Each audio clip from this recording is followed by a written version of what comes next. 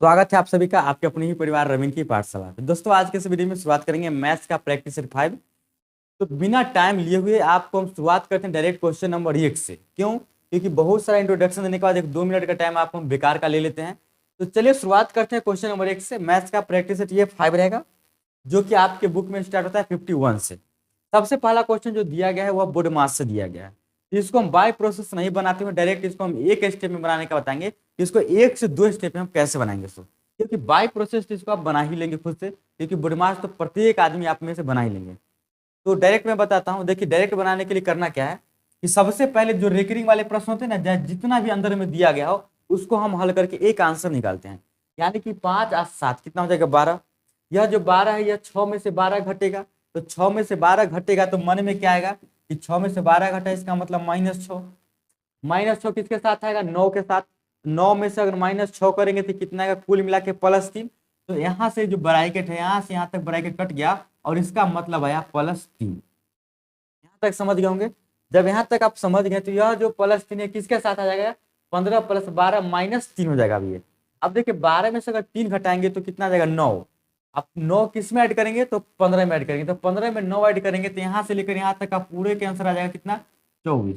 अब यह जो 24 है यह ब्रैकेट कट गया तो यह मल्टीप्लाई के रूप में यहाँ पे आ जाएगा। यानी कि इसको काटने के बाद 3 8 24 यानी कि 8 आ जाएगा टोटल। तो यहाँ से लेकर यहाँ तक कि ब्रैकेट का मान कितना आ गया? 8 आ गया। तो अब आपके पास क्या बचा? 56 डिवाइड 8। 56 डिवाइड 8। जब 56 आप डिवाइड करेंगे 8 से तो कितना आएगा? 7। तो 7 किस ऑप्शन में? तो ऑप्शन सी में दिया गया। उम्मीद है कि आप समझ गए होंगे 1 से 2 स्टेप में कैसे बनाएंगे इसको। तो चलिए अब देखते हैं अगला प्रश्न। और अगला प्रश्न ये रहा आपके स्क्रीन पर। दिया गया है कि निम्नलिखित में से कौन सा पूर्ण घन है। तो घन के बारे में आपको पता होना चाहिए कि घन बोलते किसको है। तो देखिए रूट अंडर है और यहाँ पे 9 लिखा गया है, और ये रूट अंडर है और यहाँ पे आपको लिखा गया है 27। जब इसमें कुछ नहीं रहता है इसका मतलब कि इसमें 2 छुपा हुआ रहता है, और नहीं तो जब लिखा हुआ होगा तो यहाँ पे 3। तो जब 2 छिपा हुआ रहता है तो इसको हम वर्ग बोलते हैं, यानी कि पूर्ण वर्ग बोलेंगे। वर्गमूल निकालना है यहाँ पे पूर्ण वर्ग। जो इससे बाहर आ जाएगा तो पूर्ण वर्ग है, और इसमें बोलेंगे पूर्ण घन। कब? जब ये बाहर आ जाएगा तब। तो बाहर आने के लिए हम क्या करते हैं? बाहर आने के लिए माइडिया कर बाहर आने के लिए मैं ही नहीं करते हैं कि 9 का हम फैक्टर तोड़ते हैं। तो फैक्टर तोड़ेंगे 3 गुने 3 में। यहाँ पे 2 है लिखा हुआ तो 2 के बदला 1 निकलेगा, यानी कि डबल 3 का मतलब 1 3 निकल जाएगा। यह पूर्ण वर्ग हुआ। अब पूर्ण घन का मतलब हुआ कि 27 को हम अगर फैक्टर तोड़ेंगे तो 3 गुने 3 गुने 3 निकलेगा, यानी कि 3 को 3 के बदला 1 3 बाहर आएगा। तो यही बात करना है कि रूट अंडर में सबको आप रखिएगा यहाँ पे 3 लिखिएगा, और इसको इसको इसको इसको रख के टेस्ट करिएगा। तो कौन है जो फैक्टर तोड़ने के बाद बाहर निकलेगा। यहाँ से आप देख सकते हैं ये जो 8000 लिखा हुआ है, 8000, यह 8 क्या है? सिर्फ 8 पे ध्यान देंगे तो 8 जो है ना 2 का क्यूब है। यानी कि आप 8 के बदला में आप लिख सकते थे 2 गुने 2 गुने 2। लेकिन यहाँ पे 3 जीरो है तो 3 को जीरो और चिपका देंगे। यह 20 गुने 20 गुने 20 इसका मतलब आएगा, जो कि यहाँ से एक 20 निकल जाएगा। जब यह बाहर आ गया इसका यह मतलब हुआ कि 8000 एक पूर्ण घन है। उम्मीद है कि आप समझ गए होंगे। बाकी किसी का भी यदि आप फैक्टर तोड़ेंगे तो उसका फैक्टर इस रूप में नहीं टूटेगा कि जो कि सबका सब बाहर आ जाए 3 के बदले 1 में। तो चलिए अब देखते हैं अगला प्रश्न। और अगला प्रश्न ये रहा आपके स्क्रीन पर। देखिए यह एक त्रिकोणमिति से क्वेश्चन, आप इसको कैसे बनाएंगे जरा हमें बताइए। देखिए इसको बनाने के लिए आपको थोड़ा सा आइडिया लगाना है। आपको जो दिया गया है यह क्या दिया गया है? आपको दिया गया है sec4 theta minus sec² theta बराबर 3, और आपको निकालना है tan4 theta plus tan² theta, इसका मान निकालना है। तो जब इसका मान निकालना है तो हम सेक को tan में बदलने का कोशिश करेंगे। तो sec² का मतलब आपको पता होना चाहिए कि sec² थीटा बराबर होता है 1 + tan² थीटा। यह 10th में पढ़ना है। sec² थीटा बराबर होता है 1 + tan² थीटा। अब देखिए यहाँ पे sec4 थीटा है, sec² थीटा है। तो सबसे पहला काम करना है कि sec² इसमें भी है, sec² इसमें भी है, यानी कि हम sec² थीटा क्या ले लेंगे? कॉमन। अब यदि हम sec² थीटा कॉमन ले लेते तो यहाँ पे क्या बचेगा? यहाँ पे बचेगा sec² थीटा -1। इतना बात आप समझ गए होंगे। अगर आप इतना बात समझ गए तो आपको पता होना चाहिए कि सेक स्क्वायर थीटा का मतलब हम क्या रखेंगे, तो 1 प्लस टेन स्क्वायर थीटा। तो यहाँ पे आप लिख दीजिएगा 1 plus ten square theta into, फिर से आप सेक स्क्वायर थीटा के बदले में आप क्या लिखेंगे, 1 प्लस टेन स्क्वायर थीटा, और -1 तो पहले से ही है। अब इतना करने के बाद आप क्या करेंगे, ये +1 से ये -1 कैंसिल हो जाएगा, तो अंदर में सिर्फ आपको टेन स्क्वायर थीटा दिखाई दे रहा है। अब टेन स्क्वायर थीटा इस सब में गुना होगा, तो टेन स्क्वायर थीटा को 1 से गुना करेंगे तो टेन स्क्वायर थीटा होगा, और टेन स्क्वायर थीटा को टेन स्क्वायर थीटा से मल्टीप्लाई करेंगे तो 10 के पावर 4 थीटा होगा। यदि आप यहाँ तक समझ गए होंगे तो उम्मीद है कि आप आगे भी समझ जाएंगे। जब इतना आप समझ गए तो आप देखिए आगे क्या कीजिएगा, इसी को पलट के आप ऐसे लिख सकते हैं क्या, टेन 4 थीटा आप प्लस टेन स्क्वायर थीटा, और यही बात आपको निकालना है। तो इसी को हम हल करके, इसी को हल करके हम ये ले आए हैं, और बराबर में इधर तो हम 3 छोड़ते आ रहे हैं ना, तो 3 हम बराबर में देते जाएंगे, तो अंतिम में इसके बराबर भी क्या आ जाएगा, 3 आएगा। इसका मतलब हुआ कि इसका आंसर कितना होना चाहिए, 3 होना चाहिए। उम्मीद है कि आप समझ गए होंगे, इसमें कुछ विशेष तीर मारने की जरूरत नहीं था। बस आपको एक बात याद रखना था कि सेक स्क्वायर थीटा का मतलब 1 प्लस टेन स्क्वायर थीटा होता है, और यहाँ से आप सेक स्क्वायर थीटा कॉमन ले लेंगे, बाकी सब वही प्रोसेस है जो आप जानते हैं। तो चलिए देखते हैं अब अगला प्रश्न, और अगला प्रश्न ये रहा आपके स्क्रीन पर। लिखा गया है कि 5 दोस्तों के बीच एक केक बांटा जाता है। 5 दोस्तों के बीच एक केक, मतलब कि आपके पास एक केक है, सपोज दैट कि यह केक है गोल का, और इसको 5 दोस्तों के बीच बांटा जाएगा। 4 को केक का क्रमशः 1/8 भाग 1/6 5/12 1/12 हिस्सा मिलता है। केक का कितना हिस्सा 5वें दोस्त को मिलेगा। 4 को तो इतना मिल गया, तो हम यह मान के चलते हैं कि केक जो था ना टोटल 1 था। टोटल कितना था, 1 था। तो टोटल अगर 1 रहेगा, टोटल कितना मान के चलते हैं कि टोटल 1 है। आप कुछ ही मानने का मान सकते हैं, यहाँ पे दिक्कत नहीं है, बहुत तरीका से आप मान सकते हैं। कहिएगा तो हम इससे भी अधिक मान के आपको बना के बता देंगे, लेकिन आप टोटल मान लीजिए कि 1 है। अगर टोटल 1 है तो टोटल में से 4 दोस्त को मिल गया था, चारों का हिस्सा को हम पहले ऐड कर लेंगे। तो चारों के हिस्सा को ऐड करेंगे तो कितना ऐड कीजिएगा, 1/8 प्लस 1/6 प्लस 1/12 प्लस 5/12। इसको आप ऐसे यहाँ पे ऐड कर लेते, कोई दिक्कत नहीं। इसको आप यहाँ पे ऐड कर लीजिए, 1/8 प्लस 1/6 प्लस 5/12 प्लस 1/12। जब यहाँ पे इसको आप ऐड कीजिएगा तो यहाँ से इसका एलसीएम कितना आ जाएगा, 8 6 12 12 का एलसीएम हो जाएगा 24, 8 त्रिक 24, 6 चौक 24, 12 दूना 24, और ये हो जाएगा 2। तो कुल मिला के 3 अच्छा 7 आ 10 17 आ 2 19/24, यानी कि 19/24 जो है तो केक कितना हो गया, खपत हो गया। चारों मिलकर कितना केक खाएगा, 19/24, और टोटल 1 था तो 1 में से 19/24 खा गया, तो 5वां दोस्त को कितना मिलना चाहिए, आप खुद सोचिए कि 5वां दोस्त को कितना मिलेगा। 5वां दोस्त को क्या मिलेगा, जो टोटल है, टोटल तो 1 था, इसमें से घटा देंगे क्योंकि चारों को मिल चुका है 19/24 भाग, तो 19/24 घटा देंगे। अब यहाँ से बाई 1 कर देंगे, 24 से कैल्शियम 24 हो जाएगा, और इसको आप हल करेंगे तो 24 - 19, यानी कि कुल मिला के 5/24 देगा। तो उम्मीद है कि आप समझ गए होंगे कि 5/24 कैसे आएगा। चलिए बढ़ते हैं अगला क्वेश्चन की तरफ और देखते हैं अगला क्वेश्चन। ये रहा आपके स्क्रीन पर। कोई भी आदमी को यदि दिक्कत है कुछ भी समझने में तो घबराना नहीं है, हम आपके लिए हमेशा तत्पर हाजिर हैं। आपको टेलीग्राम का लिंक डिस्क्रिप्शन में दिया गया है, वहां से टेलीग्राम के लिंक पे जाके क्लिक करना है, टेलीग्राम में ज्वाइन करना है, और जो भी क्वेश्चन आपको लगता है पूछ सकते हैं, ठीक है।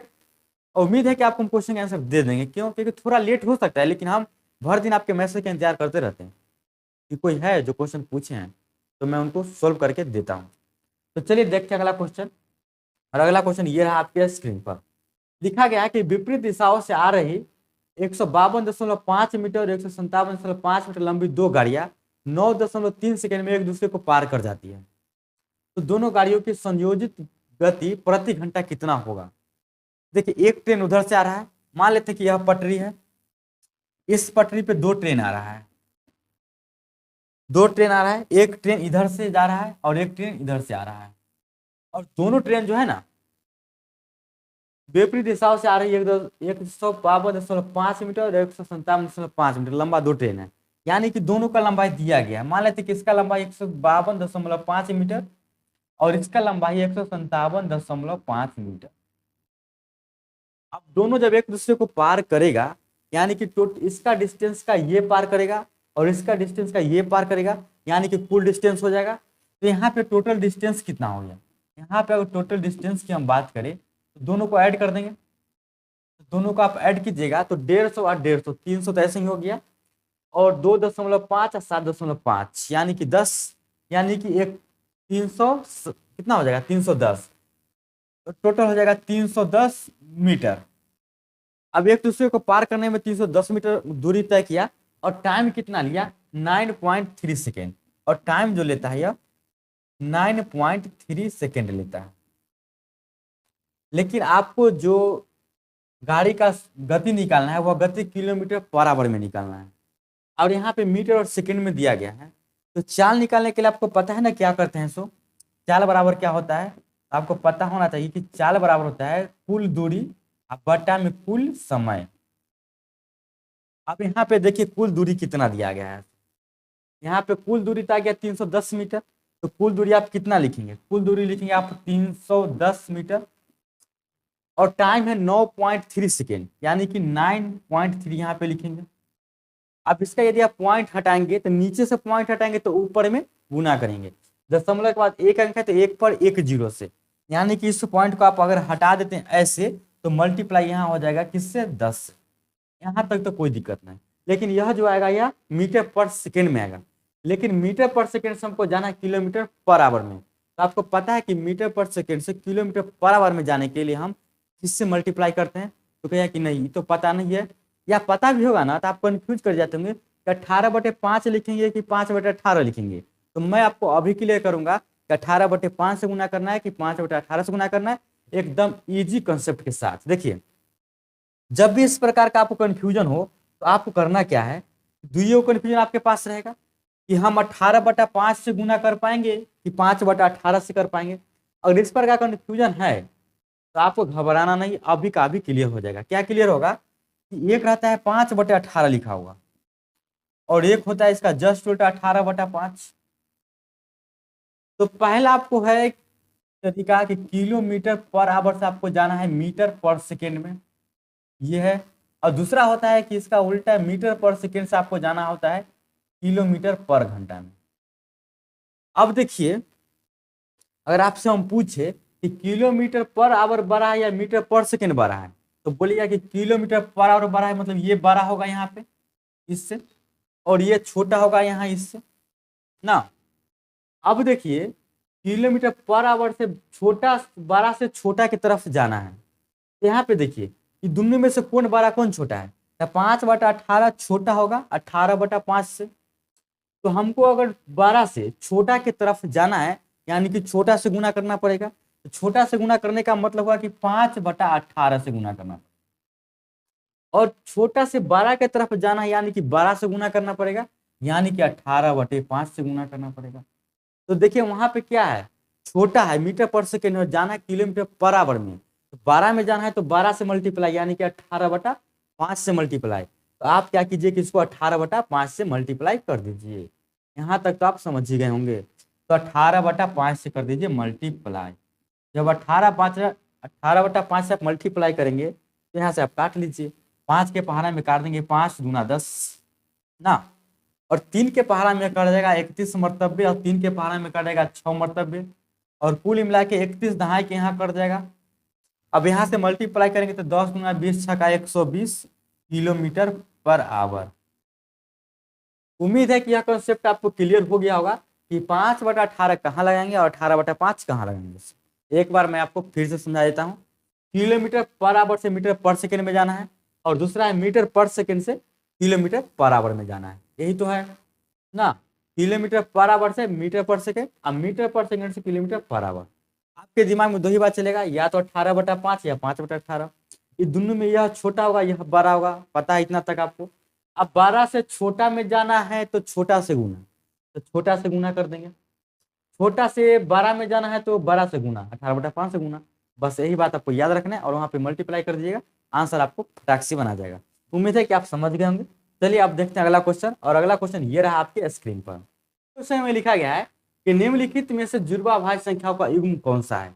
तो आपको पता होना चाहिए कि जुड़वाभाज्य संख्या का युग्म उसको बोलते हैं जिसमें दो अभाज्य संख्याओं के बीच का अंतर सिर्फ 2 होता है। यानी कि अगर हम 3 लिए हैं पहला अभाज्य संख्या, तो अगला अभाज्य संख्या 5 होना चाहिए। क्या 5 एक अभाज्य संख्या है? तो बोले हाँ। इसके बीच का अंतर कितना है? 2, यानी कि यह जुड़वाभाज्य है। तो इसी प्रकार से दो अभाज्य संख्या के बीच का अंतर कितना होना चाहिए? 2 होना चाहिए। यानी कि 71 और 73 के अंतर कितना आता है? 2, जो कि ये सही जवाब। उम्मीद है कि आप समझ गए होंगे, ये कोई भारी बात नहीं था, ये सिर्फ परिभाषा है। देखिए अगला क्वेश्चन ये रहा आपके स्क्रीन पर। लिखा गया है कि दो इनलेट पाइप, इनलेट का मतलब कि पानी डालने वाला, ए और बी एक खाली टंकी को क्रमशः 22 और 33 घंटा में भर सकता है।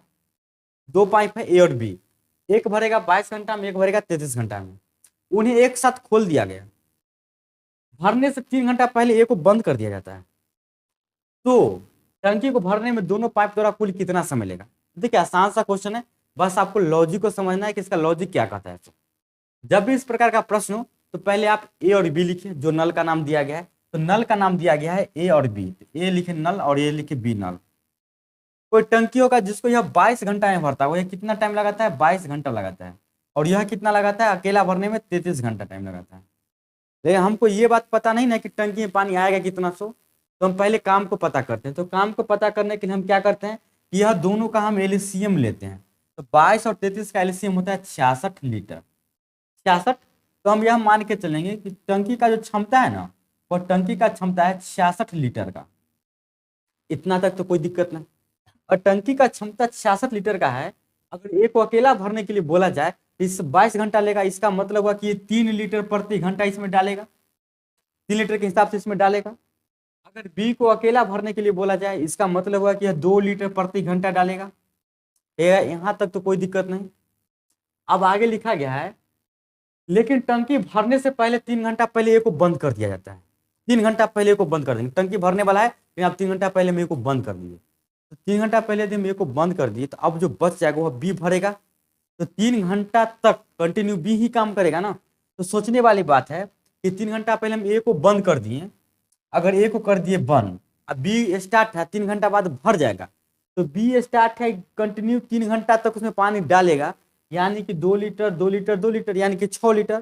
तो 6 लीटर का मतलब यह हुआ इस टंकी में दोनों मिलकर, जिस टाइम दोनों था ए प्लस बी था, उस टाइम तक 60 लीटर पानी भर दिया है ना।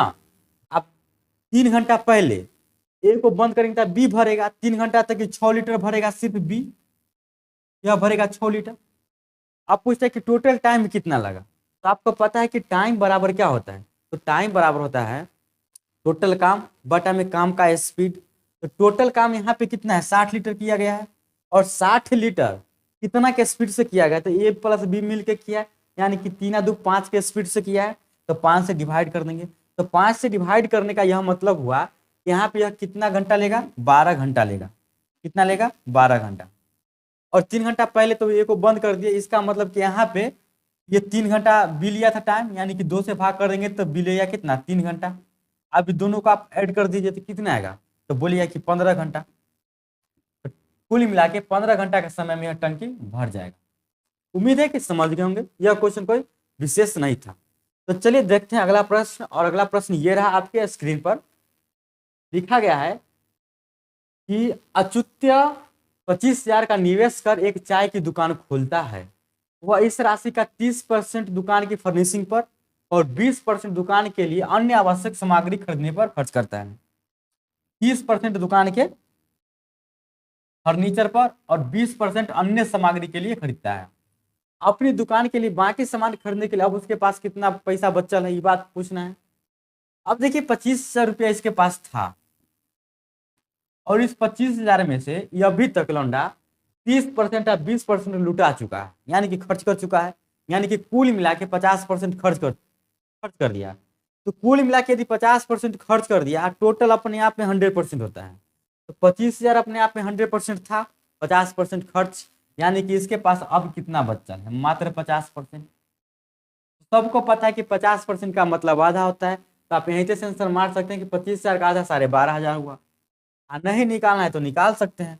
25,000 50% यानी कि 50/100 लिखते हैं, आप यही करते। दो मरतबे काट देते या दूसरे इसमें भाग कर देते तो फिर बात वहीं पे पहुंचता। उम्मीद है कि ये सब क्वेश्चन आप समझ गए होंगे। चलिए देखते हैं अगला प्रश्न, और अगला प्रश्न ये रहा आपके स्क्रीन पर। लिखा गया है कि एक पेन को रुपया 144 में बेचने पर अनुराग को क्रय मूल्य का 1/7 का हानि होता है। यदि पेन रुपया 189 में बेचा जाए तो लाभ प्रतिशत क्या होगा। अब देखिए इस प्रकार के प्रश्न को जब भी बनाइएगा तो थोड़ा धैर्य से पढ़िए और जो चीज लिखा गया है ना उस पर गौर कीजिए। अब गौर क्या करना है कि एक पेन को रुपया 144 में बेचने पर यहाँ से हमको पता यह चला कि सेलिंग प्राइस जो है यह कितना है। सेलिंग प्राइस आपका दिया गया है 144। अब 144 में बेचते हैं तो अनुराग को क्रय मूल्य पर 1/7 का हानि होता है। यानी कि हानि के बारे में यदि कहा जाए, यहाँ इधर लिखते रफ में, हानि जो होता है ना क्रय मूल्य का, हानि बराबर क्रय मूल्य यानी कि सीपी का 1/7। आपको यहाँ पे तो सीपी पता नहीं है।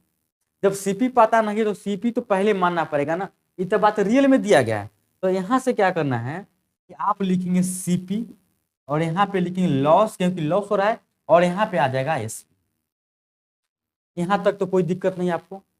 अब देखिए सीपी का 1/7, तो यहाँ पे अगर हम क्रय मूल्य के जगह पे 7 रखें, मान लेते हैं कि 7 है क्रय मूल्य, तो अगर 7 क्रय मूल्य हो जाएगा तो 7 से 7 हो जाएगा कैंसिल, 7 से 7 कैंसिल, इसका मतलब एक हानि हुआ, तो एक हो गया हानि। अब यदि एक हानि आप समझ गए कि एक हानि हो गया, इसका मतलब कि बेचाई 6 रुपया में। ये सब कौन बात हुआ, यह सब माना गया बात। और जब भी माना गया बात होता है तो उसमें हम क्या करते हैं, एक्स लगाते हैं, यानी कि 7x में खरीदेंगे, 1x का हानि होगा, यानी कि 6x में बेचेंगे। तो पूछा गया है कि यदि पेन 189 में बेचा जाए तो कितना % का लाभ होगा। अब देखिए यहाँ पे एसपी 6x दे रहे हैं, हम जो माने 100, लेकिन रियल में दिया गया 144। तो दोनों को आपस में कंपेयर पहले कर लेते हैं। तो जब भी हम कंपेयर करेंगे तो लिखेंगे 144, यह दिया गया है एसपी यानी कि एसपी से कंपेयर, और हमें तो पहले पता चला है कि सीपी क्या होगा, तो सीपी निकालने के लिए 7x। अब यहाँ से आप कटिंग कुटिंग करके निकाल सकते हैं, x से x कैंसिल कर देंगे, 6 के पारा में 6 दूना 12, 6 चौक 24, यानी कि 24 7 168, यानी कि उसका खरीदारी रेट कितना था 168 का। ये अब रियल में आया कि रियल में उसका खरीदारी रेट था 168। अब जो बेच रहा है वह कितना में बेच रहा है, 189 में। अब आप खुद सोचिए कि 168 के समान 189 में बेचेगा तो इसको प्रॉफिट होना चाहिए, मतलब कि प्रॉफिट होगा। तो 189 में से 168 घटाइए, कितना प्रॉफिट होगा। यहाँ से आपको पता चलेगा घटाने के बाद, इसको छोटा करते हैं इधर रखते हैं, 189 में से यदि आप 189 में से 168 घटाएंगे, घटाने का तो मुजबानी भी घटा सकते हैं, लेकिन क्या कीजिएगा जगह तो घटा लेते हैं। तो 21 का हानि हुआ, सॉरी 21 का कितना हुआ लाभ, यहाँ से 21 का 21 लाभ हुआ। अब आपको लाभ तो नहीं ना पूछा गया, आपको पूछा गया कि लाभ % ज्ञात कीजिए। तो आपको पता होना चाहिए कि जब भी लाभ % निकालते हैं, लाभ %, तो लाभ % निकालने के लिए क्या करते हैं, जितना लाभ हुआ उसको ऊपर, और यह लाभ कितना पर हुआ, तो यह लाभ जो हुआ 168 पे हुआ, क्योंकि सीपी पे लाभ होता है, तो नीचे 168, और प्रतिशत में बदलना है तो 100 से। इतना काम यदि आप कर लेते हैं तो कटिंग कुटिंग आपको आता ही होगा, 8 मरतबे काट लेंगे। और जब आप 100 में 8 से डिवाइड करेंगे, यह कुल मिला के देगा आपको 12.5%। यहाँ तक तो आप समझ ही गए होंगे, तो आशा है कि समझ गए होंगे। तो आंसर हो गया 12.5%। अगर आप नहीं समझे तो आपके लिए टेलीग्राम जिंदाबाद है, वहाँ पे आप पूछ सकते हैं। चलिए अब देखते हैं अगला प्रश्न, और अगला प्रश्न ये रहा आपके स्क्रीन पर। लिखा गया कि निम्नलिखित में से कौन सा बात सही है। अब देखिए इसमें एक एक करके चेक करना पड़ेगा। कहता है कि 9/16 12 है 13/24 से, तो दो चीज को आपस में जो कंपेयर करते हैं 12 छोटा के लिए, तो क्या करते हैं कि इसको क्रॉस गुना करते हैं। तो 24 को 9 से गुना कीजिए, तो 24 को 9 से गुना कीजिएगा तो 9 चौक 36 के 6 हासिल 3, 9 2 18 और 3 21, 216 आ गया। 16 को 13 से गुना कीजिए, तो 16 को 13 से गुना कीजिए तो 16 के 48 के 8 हासिल 4, 16 कम 16 4 20, 208। देखिए 216 बड़ा है 208 से, तो बोले हाँ बिल्कुल बड़ा है। तो पहला बार में ही पता चलेगा कि 216 बड़ा है 208 से, और यहाँ भी बड़ा कहीं चिन्ह दिया गया था, इसका मतलब ऑप्शन इज करेक्ट। अगर अदर को हम चेक करेंगे तो पूर्णतः गलती निकलेगा, विश्वास में तो आप चेक करके देख लीजिए। अगर मान लीजिए इसको आप चेक करते हैं 24 गुने 9, तभी आप 24 गुने 9 किए कितना है 216, और 16 गुने 3 कितना है 13, 208। तो बताइए कि ये बोलता है कि बड़ा होना चाहिए, कभी वो बड़ा होगा ही नहीं ना होगा, इसका मतलब भी गलत हो जाएगा। तो उम्मीद है कि यह भी समझ गए होंगे। चलिए अगला प्रश्न ये रहा आपके स्क्रीन पर। लिखा गया है कि रोहन और रोहित एक साथ किसी काम को 10 दिनों में समाप्त कर सकते हैं, जबकि रोहन उसी काम को अकेला 15 दिन में कर सकता है। तो रोहित अकेला उसी काम को कितना दिन में करेगा? आसान क्वेश्चन है। देखिए लिखा गया है कि रोहन और रोहित, यहाँ पे हो गया रोहन, इसको में जोड़ देंगे रोहित को। अगर ये दोनों मिल गया भाई तो काम को कंप्लीट कर देगा कितना दिन में? 10 दिन में। जबकि रोहन उसी काम को अकेला अगर करेगा, सिर्फ रोहन की बात किया जाए तो सिर्फ यदि रोहन उसी काम को करेगा तो यह लेगा 15 दिन का समय। अब आपको यही बात पता नहीं कि काम कितना है, तो टोटल काम निकालने के लिए पता है ना आपको क्या करते हैं, इसका एलसीएम लेते हैं। तो 10 15 का एलसीएम कितना आएगा? 30। यह 30 आने का मतलब आप समझ ही गए होंगे कि इसका मतलब हुआ कि रोहन प्लस रोहित मिलकर करेगा 10 दिन में करेगा। इसका मतलब है कि 3 काम डेली कर रहा है, कार्य करने का क्षमता इसको 3 काम डेली का है। इसमें अगर इसको डिवाइड करेंगे तो यह 2 आएगा, यानी कि अकेला रोहन का क्षमता 2 करने का है। अब दोनों मिलकर क्षमता 3 है, अकेला रोहन के 2 है, तो रोहन के जगह पे 2 लिखिए तो एक क्षमता कितना आ जाएगा? 1 आ जाएगा। पूछा गया है उसी काम को रोहित अकेला दिन में कितना दिन में खत्म करेगा, मतलब रोहित अकेला उसी काम को कितना दिन में खत्म करेगा। तो काम है 30 गो, काम 30 गो है और रोहित करेगा तो एक काम डेली करेगा। ये कोरिया है तो 1 से डिवाइड कर देंगे तो कुल मिलाकर जो आपको आएगा यह यही आ जाएगा, यानी कि 30 दिन में समाप्त करेगा। तो आपको आंसर किससे पता चला? सी में। उम्मीद है कि छोटी सी क्वेश्चन था, आप समझ गए होंगे। चलिए अब देखते हैं अगला प्रश्न। ये रहा आपके स्क्रीन पर।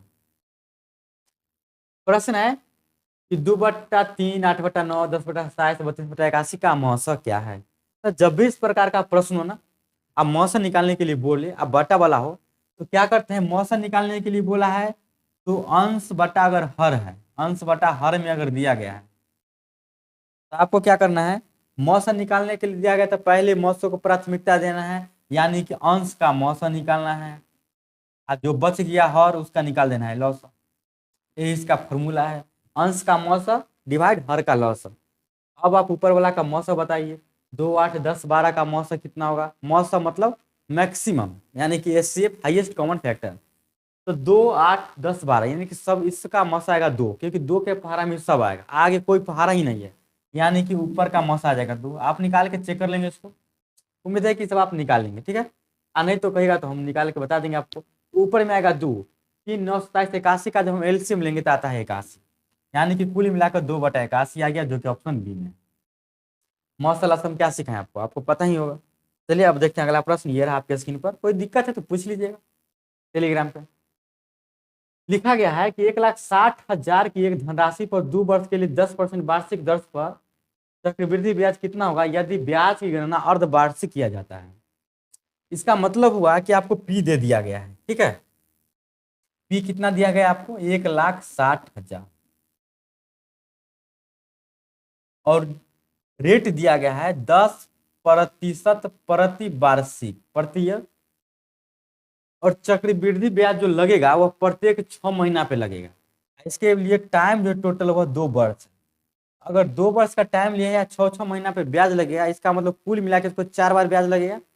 तो हम 2 वर्ष लिखेंगे, लेकिन इसके जगह पे हम लिखेंगे 4। क्यों? क्योंकि 6 महीना पे ही ब्याज लग रहा है ना, तो कुल मिला के इसको 4 बार ब्याज भरना पड़ेगा। और 10% पर ईयर है, 1 साल रखेगा तब 10% है, 1 साल का ब्याज लगेगा तब 10% है, लेकिन यहाँ पे 6 महीना पे ब्याज लेना है। इसका मतलब हुआ कि यह ब्याज 10% न होकर 5% ही मिलेगा अगला को, क्योंकि 1 साल का बात होगा तब 10%, आधा साल का बात है 6 महीना का, मतलब 5% ही मिलेगा। तो यह 2 चीज आपको लॉजिक से समझना था।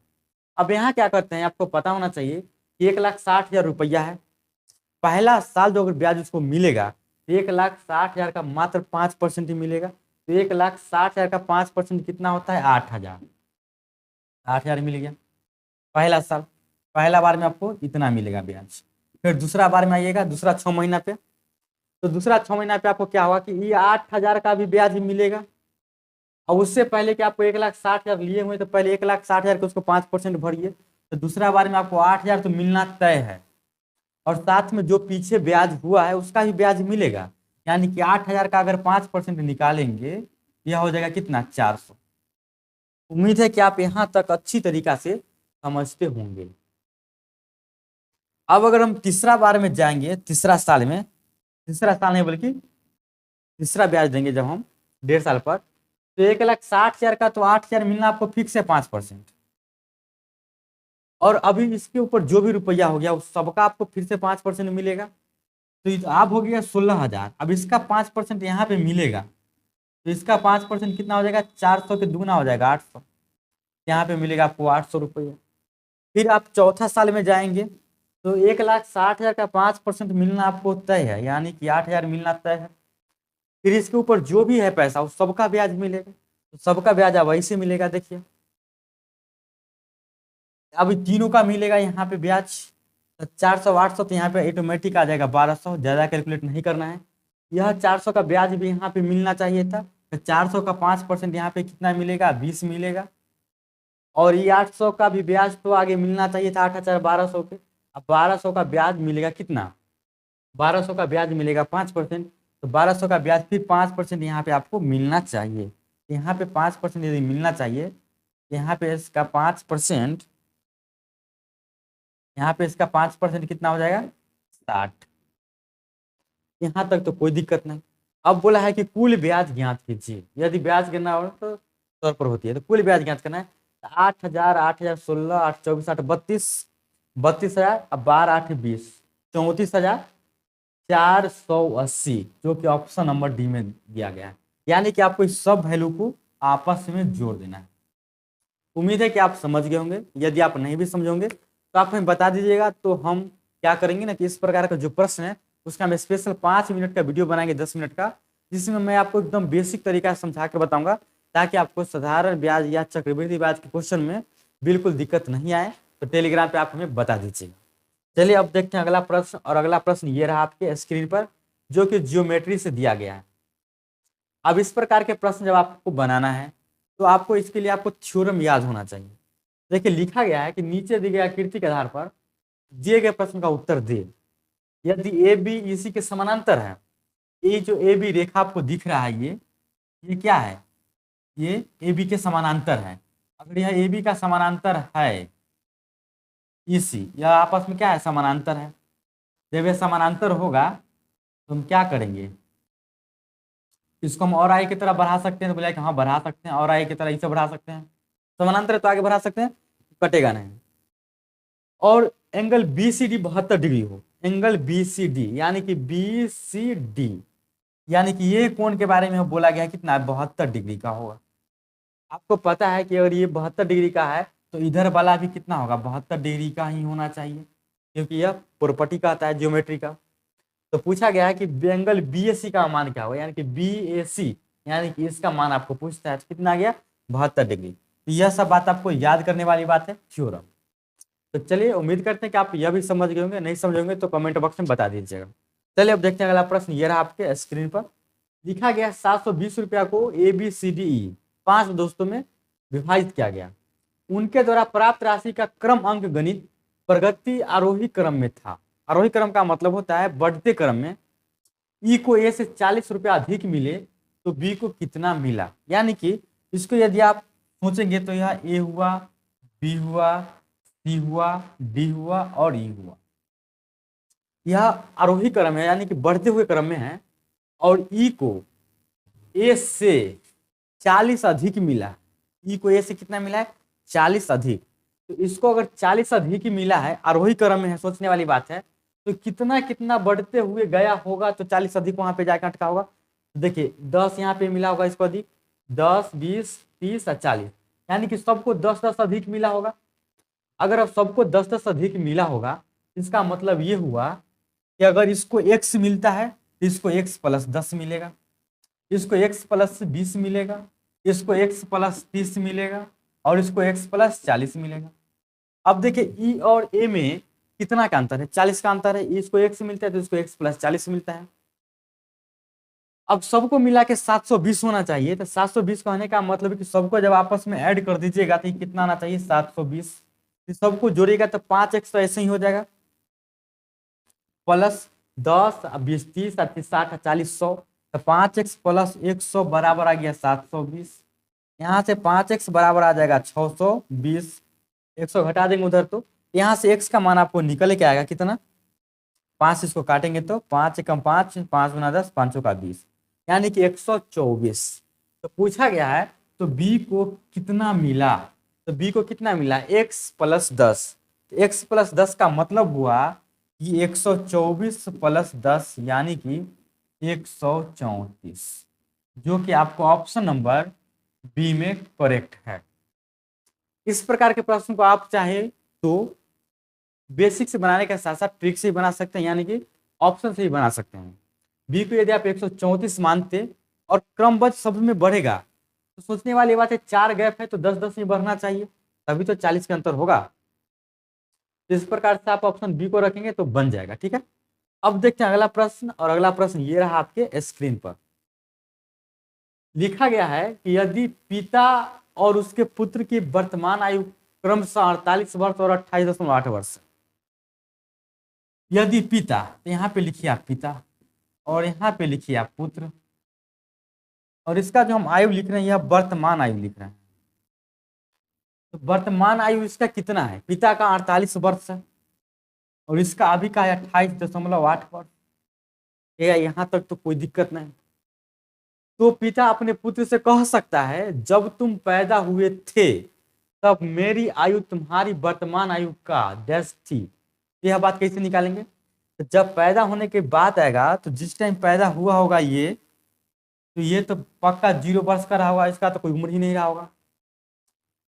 अब जब ये 28.8 से 0 पे आ गया तो ये बंदा मतलब इनके पिता कितना उम्र के रहे होंगे। तो सोचने वाली बात है कि इसके बीच में कितना का डिफरेंस है। इसके बीच में डिफरेंस है 48 में से हम 28.8 घटाएंगे, तो आप 48 में से 28.8 घटाइएगा तो कितना आएगा, घटा के देखिए इधर, तो 48.0 में से 28.8 यदि घटाएंगे, 10 में से 8 गया 2, बच गया 7 में से 17 में से 8 गया 9, 1, यानी कि 19.2, यानी कि इनके पिताजी 19.2 साल के रहे होंगे। इनके पिताजी 19.2 साल का, 0 साल के रहा होगा। अब यह क्या बोल सकते हैं कि जब तुम पैदा हुए थे यानी कि 0, तब मेरी आयु मतलब इनकी आयु तुम्हारी वर्तमान आयु का मतलब इसकी वर्तमान आयु का कितना गुना था, आधा। क्या 28.8 का आधा करेंगे तो कहीं आएगा, बोले कि नहीं, तो ऑप्शन 1 गलत। 2/3, इसका मतलब हुआ कि हमको 2/3 इसको करके देखते हैं, तो क्या इसका हम 2/3 करेंगे तो क्या हम यहाँ पे पहुंच पाएंगे। तो आपको जब इसको 2/3 कीजिएगा ना तो करके देखिए, आप कीजिएगा तो 3 के पारा में 3 27, 3 6 18, 9.6, और जब गुना कीजिएगा ना यह 18.18 बल्कि 19.2 आ जाएगा, यानी कि 2/3 था। तो आशा है कि यह भी क्वेश्चन आप समझ गए होंगे, यानी कि इसका 2/3 करेंगे तो ये कितना आ जाएगा, 19.2 आ जाएगा। अब ये तो रहा आपका कौन सा तरीका, बेसिक तरीका।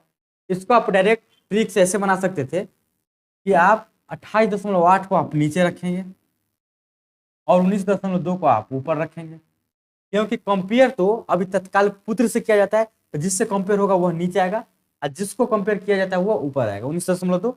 इसको जब आप काट देंगे ना तो दशमलव गैप 16 के पारा में कर देता है, 16 कम 16, 16 दूना 32, 16 के पारा में 16 कम 16, 16 28 से, अब यह 6 के पारा में 6 दूना 12, 6 18, यानी कि कुल मिला के 2/3 आपको यहाँ से भी आ जाएगा। उम्मीद है कि आप यहाँ तक समझ गए होंगे। चलिए अब देखते हैं अगला प्रश्न, और अगला प्रश्न ये रहा आपके स्क्रीन पर। क्वेश्चन है कि भूमि का एक त्रिभुजाकार भाग, उम्मीद है कि आपको दिख भी रहा होगा यह क्वेश्चन। लिखा गया है कि भूमि का एक त्रिभुजाकार भाग जिसकी भुजाएं क्रमशः 72 मीटर, 30 मीटर, 78 मीटर है, तो 20 पैसे प्रति वर्ग मीटर की दर से समतल करने की लागत क्या होगा। यानी कि ये रहा आपका भूमि, जमीन आपका, और ये 72 मीटर का है और एक 30 मीटर का है और एक 78 मीटर का है, और इसको समतल करवाना है, और समतल करवाने का जो रेट है ना 20 पैसे प्रति वर्ग मीटर है। तो इसका कॉस्ट क्या होगा। जब भी इस प्रकार के प्रश्न आपके सामने आएगा कॉस्ट निकालने का, समतल कराने का या पेंट कराने का, तो आपको तो सबसे पहले इसका क्षेत्रफल निकालना होगा। तो यह कौन सा त्रिभुज है आप जरा सोच के हमें बताइए। अगर इसको एबीसी आप नाम रखते हैं, सबका भुजा अलग अलग है, तो यह हो गया विषम बाहु त्रिभुज ना। जब विषम बाहु त्रिभुज हो जाएगा तो इसका क्षेत्रफल का फॉर्मूला आपको याद होना चाहिए। इसका जो हम क्षेत्रफल निकालते हैं ना, इसका क्षेत्रफल निकालते हैं हिरोन का सूत्र, हिरोन का सूत्र से। हीरोन का सूत्र से निकालते हैं तो हीरोन का सूत्र आपको पता है ना, हीरोन का सूत्र क्या होता है इसको बोलिएगा कि हाँ 10 में पढ़े तो थोड़ा बहुत पता है। थोड़ा बहुत यदि आपको पता है तो हीरोन का सूत्र से होता है कि एस बराबर पहले हम A plus B plus C by 2 करते हैं, और उसके बाद जब हम क्षेत्रफल निकालेंगे ना तो रूट अंडर करेंगे S into S minus A into S minus B into S minus C. ये फॉर्मूला आपको पता होना चाहिए। जब इतना बात आप जानते हैं समझते हैं तो कोई दिक्कत नहीं, इतना बात आपको लिखना नहीं पड़ेगा और आप डायरेक्ट हल कर पाएंगे इस तरीका से। इसको आप डायरेक्ट क्षेत्रफल निकालेंगे तो डायरेक्ट क्षेत्रफल निकालते हैं। एस क्या होता है, सेमी पेरीमीटर, यानी कि तीनों भुजा को जोड़ के आधा कर देना है। तो तीनों को जोड़िए था 72 और 78 150 150 और 30 180 180 को आधा करेंगे यहाँ से 180 बटा 2 यानी कि यह 90 आ जाएगा। यहाँ लिख देंगे 90 एस इंटू एस माइनस ए, तो किसी को भी हम ये मान सकते हैं। तो हम 90 में से एक बार 72 घटा लेते हैं तो डायरेक्ट लिख सकते हैं आप यहाँ से 90 माइनस 72 18, फिर 90 माइनस इसको घटा लेते हैं 78, तो 90 माइनस 78 कितना हो जाएगा 12, अगुने अब इसको घटा लेते हैं तो 90 माइनस 30 कितना हो जाएगा 60। अब यहाँ से आप क्या करते हैं, यहाँ से आप करते हैं कि ऐसा फैक्टर तोड़ना है जिससे कि रूट अंडर से 2 के बजाय एक बाहर निकल जाए। तो आप कोई फैक्टर तोड़ सकते हैं जो आपको आसान लगे। अगर यहाँ पे आपको 18 दिखा उसको आप 18 गुने 5 कर दीजिए या 5 गुने 18, और इसको आप 5 गुने 18 कर दिए तो 18 तो एक आपके पास पहले से है, 2 18 के बदले 1 18 निकल गया बाहर। अब 12 बचा है और 60 बचा है, तो हम क्या 12 को 12 लिख सकते हैं और 60 के बदले में हम 5 गुने 12 लिख सकते थे, या 12 गुने या 5 लिख सकते हैं, 12 गुने 5 लिख सकते हैं इसके बदला में। तो अब आप यहाँ से क्या सोचिएगा कि 2 गो 18 है तो एगो 18 बाहर, 2 गो 12 है तो एगो 12 बाहर, एगो 5 इधर और एक इधर, यानी कि एक 5 भी बाहर। इतना मीटर स्क्वायर क्या हुआ, इसका एरिया हुआ। लेकिन अब इसका कॉस्ट निकालना है तो इसको 20 से गुना करना पड़ेगा। तो कॉस्ट निकालने के लिए जब आप इसको 20 से गुना करेंगे तो इसका मतलब ये नहीं ना हुआ कि 20 से गुना करते ही आंसर आ जाएगा। 20 से गुना करने का मतलब हुआ कि 20 पैसा से आप गुना कर रहे हैं, लेकिन आंसर जो है तो रुपये में दिया गया है। तो 20 पैसा को हम रुपये में बदलने के लिए क्या करेंगे कि 20 में हम 100 से डिवाइड कर देंगे। यह सब आ गया कौन सी में, हम रुपया में। यह खर्च डायरेक्ट खर्च निकल रहा है। अब यहाँ से आपको कटिंग कुटिंग करने आता ही है तो कर दीजिए कटिंग कुटिंग। 20 के पारा में 20 25 100 काट देते, ये 5 से 5 कैंसिल हो जाते। तो 18 को 12 से गुना कर दिए, 12 96 के 6 वहाँ से 9, 12 के 12 9 21, यानी कि 216 रुपया हो गया आंसर, जो कि आपको ऑप्शन नंबर कहीं ना कहीं दिखता होगा, जो कि ऑप्शन नंबर डी में है। उम्मीद है कि आप समझ गए होंगे। ठीक है, तो चलिए अब देखते हैं अगला प्रश्न। और अगला प्रश्न ये रहा आपके स्क्रीन पर। लिखा गया है कि एक समांतर चतुर्भुज PQRS जिसकी भुजाओं की लंबाई 8 सेंटीमीटर और 12 सेंटीमीटर है, में 10 सेंटीमीटर लंबा एक विकर्ण है, तो दूसरा विकर्ण आपको बताना है लगभग में उसका लंबाई कितना होगा। सो ये जो समानांतर चतुर्भुज लिखा गया है, सबसे पहले तो आपको इसका फिगर बनाना आना चाहिए कि समानांतर चतुर्भुज होता क्या है और इसका फिगर हम बनाते कैसे हैं। तो समानांतर कहने से यह मतलब होता है कि आमने सामने का भुजा बिल्कुल समानांतर होना चाहिए, यानी कि यदि हम ये भुजा खींचते हैं तो इसके समानांतर एक और भुजा हमको खींचना होगा, भले ही आगे पीछे हो सकता है। तो इसके समानांतर हम एक और यहाँ पे भुजा खींचते हैं और यहाँ से इसके समानांतर खींच देंगे और यहाँ से इसके समानांतर खींच देंगे। इतना करने के बाद इसका जो नाम देना है PQRS देना है, तो आप कहीं से भी नाम लिख सकते हैं, लेकिन क्लॉक वाइज में होना चाहिए, यानी कि PQR और S। और इसमें से एक विकर्ण दिया गया है कितना, 8 सेंटीमीटर का। इसमें से आप कोई भी विकर्ण ले सकते हैं। तो मान लेते हैं कि यह विकर्ण को हम लेते हैं और यह विकर्ण है आपका कितना, 8 सेंटीमीटर का।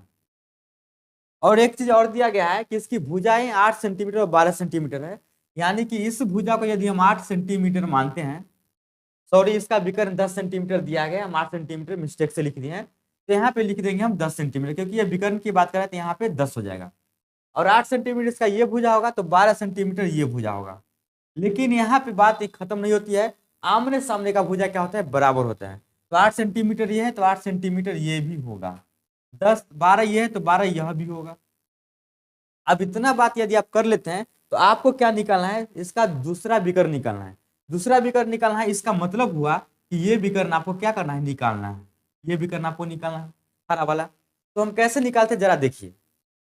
अगर हम आपको एक चीज यहाँ पे बोले कि ध्यान दीजिए, तो आपको ध्यान क्या देना है कि जब हम सारा भुजा का मान लिख दिए हैं तो यहाँ से आप इसको एक त्रिभुज मान सकते हैं? किस योग को? क्या इसको आप एक त्रिभुज मान सकते हैं?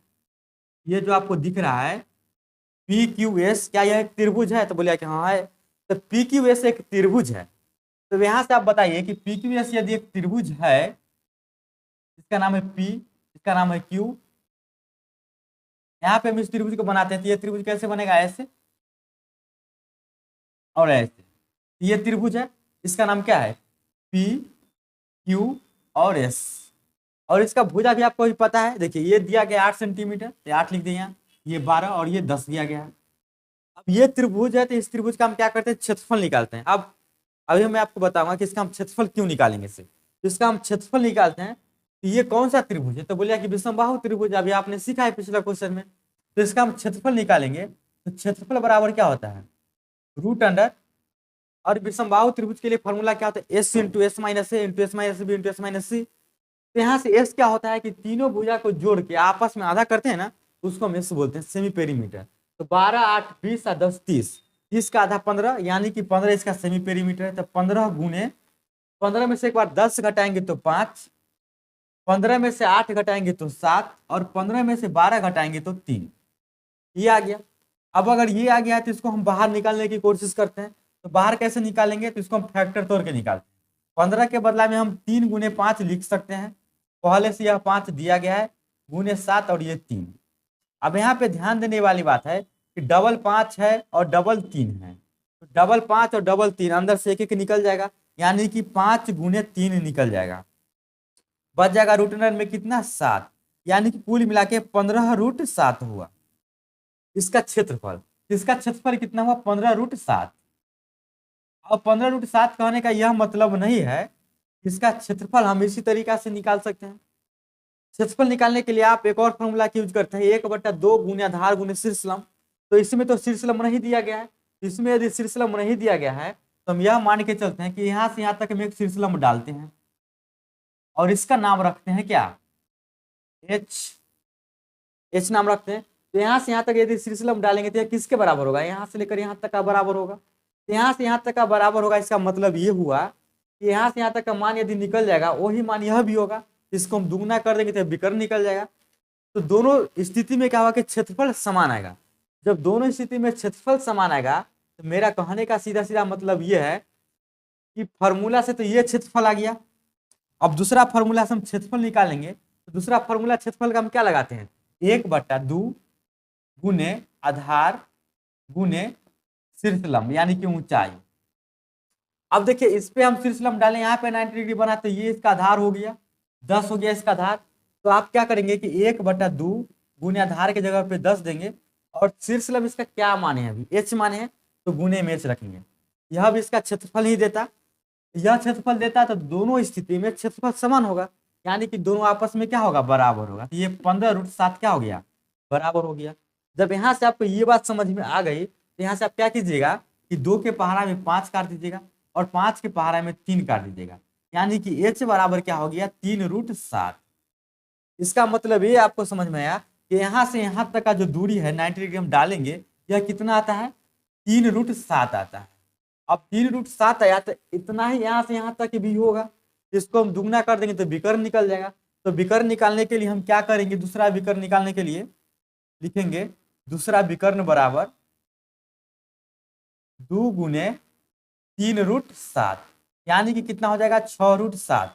अब यहाँ से आपको एक चीज दिक्कत आएगा कि आप तो रूट 7 का मान जानते नहीं और निकालेंगे तो टाइम लगेगा। तो आप क्या करेंगे कि एक अंदाज लगाएंगे। मान लेते हैं कि 6 रूट 7 नहीं 6 रूट 9 है। 7 से हम थोड़ा सा आगे बढ़ा दिए हैं, तो इसका मतलब हुआ कि 6 गुने 3 यानी कि 18 आ जाता। जब यह 7 से थोड़ा सा बड़ा होता तो 18 आ जाता, लेकिन 7 से हम 12 किए अपना मन से ना, तो 18 अपना मन से आया है। लेकिन ऐसे क्या आना चाहिए था? 18 से तनका कम आना चाहिए, थोड़ा सा कम। तो 18 से थोड़ा सा कम किस ऑप्शन में आपको दिख रहा है? तो मात्र डी में दिख रहा है, एकदम थोड़ा सा कम, ऑप्शन डी में। यानी कि इसका विकर्ण कितना हो जाएगा? 17.8 सेंटीमीटर। उम्मीद है कि आप समझ गए होंगे। अब चलिए देखते हैं अगला क्वेश्चन, और अगला क्वेश्चन ये रहा आपके स्क्रीन पर। लिखा गया है कि दो सहवाही संख्याओं ए और बी का लघुत्तम समावर्तक है। इसमें ब्रैकेट में लिखा गया है कि ए बड़ा होना चाहिए किससे? बी से। सहभाज्य जो लिखा गया है ना, सहभाज्य, इसका मतलब होता है कि कंटिन्यू दो अभाज्य संख्या क्वेश्चन में लिखा गया है कि दो सहभाज्य संख्याओं ए और बी का लघुत्तम समापवर्तक है, इसमें से आपको बताना है कौन सा होगा आंसर। लेकिन ब्रैकेट में दिया गया है कि ए बड़ा है बी से। अब ए बड़ा है बी से, ये बात आप समझ लिए, लेकिन आपको ये बात पता है कि सहअभाज्य संख्या किसको बोलते हैं? तो सहअभाज्य संख्या उसको बोलते हैं जिसका HCF 1 होना चाहिए। यानी कि यदि हम पहले 3 लेते हैं या बाद में 5 लेते हैं, या पहले हम 5 लेते हैं और बाद में 3 लेते हैं, तो यहाँ तो बड़ा हो जाएगा। यानी कि इसको हम ए मान सकते हैं, इसको बी मान सकते हैं। यह कौन सा संख्या है? सहअभाज्य संख्या। क्यों? क्योंकि इसका HCF जो है ना 1 होगा। कैसे जाना गया कि HCF 1 होगा? तो इसमें एक के अलावा कोई कॉमन ही नहीं है इसके फैक्टर में। तो बताइए उस स्थिति में जब 5 और 3 रहेगा तो इसका गुणनखंड करेंगे तो 1 गुने 5 और 1 गुने 3 होगा। तो इसका एलसीएम कितना होगा? तो HCF अगर 1 हुआ तो एलसीएम हो जाएगा सीधे से 5 गुना 3, डायरेक्ट गुना करके लिखते आप। वही बात यहाँ पे है कि ए और बी है तो इसका एलसीएम क्या होगा? सहभाज्य है तो ए गुने बी होगा। यानी कि ए गुने बी कहाँ पे है? ऑप्शन सी में है। उम्मीद है कि आप समझ गए होंगे। चलिए अब देखिए अगला प्रश्न, और अगला प्रश्न ये रहा आपके स्क्रीन पर। देखिए लिखा गया है एक लंबवृत्तीय शंकु की ऊंचाई और तिरछी ऊंचाई क्रमशः 24 सेंटीमीटर और 25 सेंटीमीटर है। आपको शंकु के बारे में पता है कि शंकु किसको बोलते हैं? तो आपको पता होना चाहिए कि शंकु उसको बोलते हैं ना, जो बर्थडे में जो टोपी आता है ना, उसको हम बोलते हैं शंकु। यानी कि इस टाइप की टोपी को हम क्या बोलेंगे? शंकु। ये बनाए हम शंकु। अब इसको हम शंकु बनाए, इस शंकु में क्या होता है कि आधार में इसका आर होता है, और ये जो दिया गया होता है यहां से लेकर यहां तक, इसको हम बोलते हैं एल, यानी कि तिर्यक ऊंचाई, तिरछी ऊंचाई। और बिंदु से हम इसको, शीर्ष बिंदु से इसको हम केंद्र को मिलाते हैं तो इसको हम बोलते हैं ऊंचाई, यानी कि एच। और ये चीज आपको दिया गया है, क्या दिया गया है कि ऊंचाई और तिरछी ऊंचाई, मतलब ऊंचाई इसका 24 है तो ऊंचाई हो गया 24, मतलब ये हो गया आपका 24, और तिरछी ऊंचाई है 25 तो ये हो गया 25। और आपको यहाँ से एक बात पता होना चाहिए कि ये जो कटिंग करता है ना यहाँ पे, ये 90 डिग्री पे जाके अटकता है, मतलब यहाँ पे 90 डिग्री बनेगा। तो आपको यहाँ से एक और चीज निकालना होगा कि आपको एच पता है, एल पता है, तो ये कौन सा त्रिभुज बन जाता है? ये बन जाता है समकोण त्रिभुज। कौन सा त्रिभुज बनता है? ये समकोण त्रिभुज। तो समकोण त्रिभुज में ये लंब हो गया और ये कर्ण हो गया, तो आप आधार इसका निकाल लेंगे। तो 24, 25 और ये बच गया, तो आपको पता है कि ये क्या होगा? तो बोला कि पता नहीं है, तो ये होता है आर। आर मानते हैं इसको क्योंकि इसको त्रिज्या मानते हैं। तो आर निकालने के लिए आप क्या करते हैं कि आर बराबर रूट अंडर, आप तिरछा स्क्वायर, तिरछा मतलब यानी कि कर्ण के स्क्वायर में से लंब का स्क्वायर घटाते हैं। तो कर्ण का स्क्वायर है 25, यानी कि 25 का स्क्वायर माइनस 24 का स्क्वायर, ये कुल मिला के आपको देगा 25 25 625 माइनस 576, यानी कि यह कुल मिला के आपको आ जाएगा कितना? 49, यानी कि ये आ जाएगा 7। मतलब कि इसका त्रिज्या जो है ना यह हो गया 7। अब इसका क्या निकालना है? पृष्ठीय क्षेत्रफल। तो पृष्ठीय क्षेत्रफल का आपको फॉर्मूला पता होना चाहिए बस।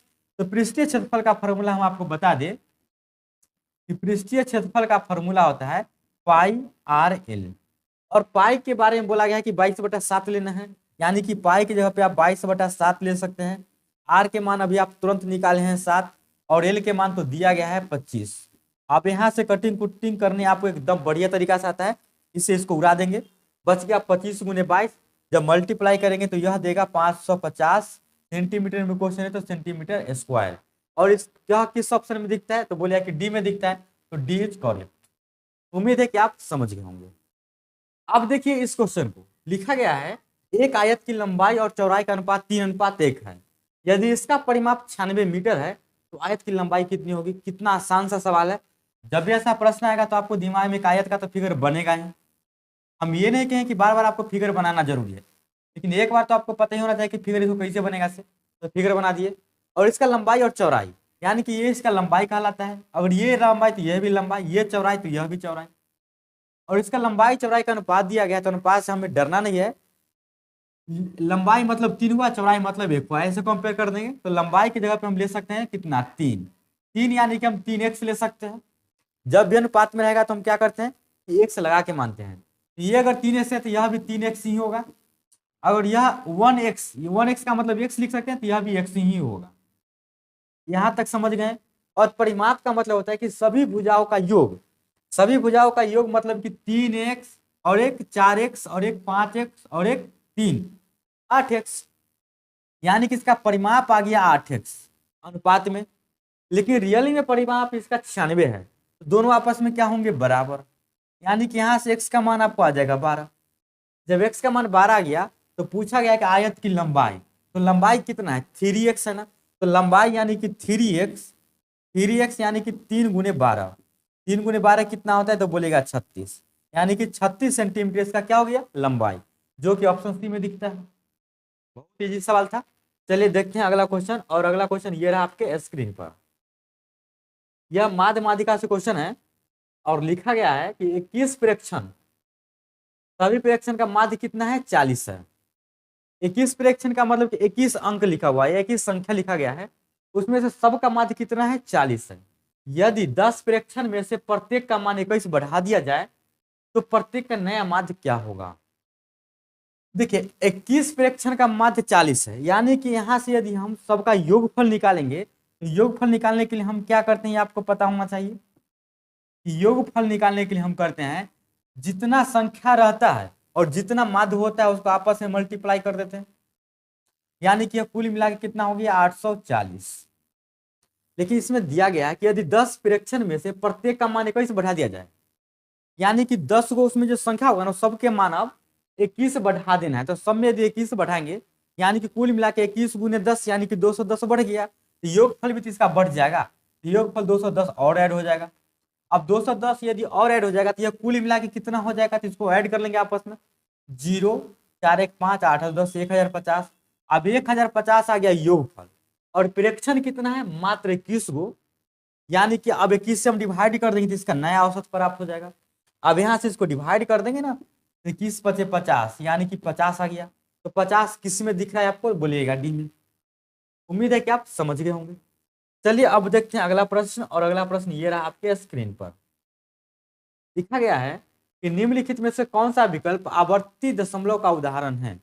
आवर्ती का मतलब आपको पता इसमें होना चाहिए, यह जो आवर्ती दशमलव लिखा हुआ है ना, इसका मतलब है कि रेकरिंग, यानी कि किसको हम भाग देंगे ना तो यह रेकरिंग में आंसर आएगा। तो क्या आप कहिएगा कि सबको हमें डिवाइड देकर चेक करना पड़ेगा क्या, कि किस में भाग करेंगे तो रेकरिंग में आएगा, तो ऐसी बात नहीं है। इसको हम एक ही लाइन में ऐसे कर सकते हैं कि जो पहले लिखा गया है ना ऑप्शन, उसको सबको हम काट लेते हैं, अगर कटने वाला है तो सबको काट लेंगे, तो 4 के पहाड़ा में 6 मरतबे कटेगा, 4 के पहाड़ा में 15 मरतबे कटेगा। अभी यह और कटेगा, 3 के पहाड़ा में 2 मरतबे, 3 के पहाड़ा में 5 मरतबे, यानी कि ऑप्शन ए में कुल मिला के 2/5 आया। फिर इसको काटेंगे, 4 के 6 के पहाड़ा में डायरेक्ट काट लेंगे, 6 × 24 और 6 के पहाड़ा में 20। अब इसको भी काट लेंगे तो 4 × 5 = 20, यानी कि 1/5 आया बी में, तो बी में आ गया 1/5।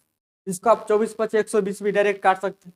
इसको भी आप काट सकते हैं, 2 के पहाड़ा में 12 मरतबे, डायरेक्ट 6 के पहाड़ा में काट दिए, 6 के पहाड़ा में कितना कर जाएगा, 6 × 24 और 6 के पहाड़ा में 15, यानी कि सी में आ गया क्या, 4/15।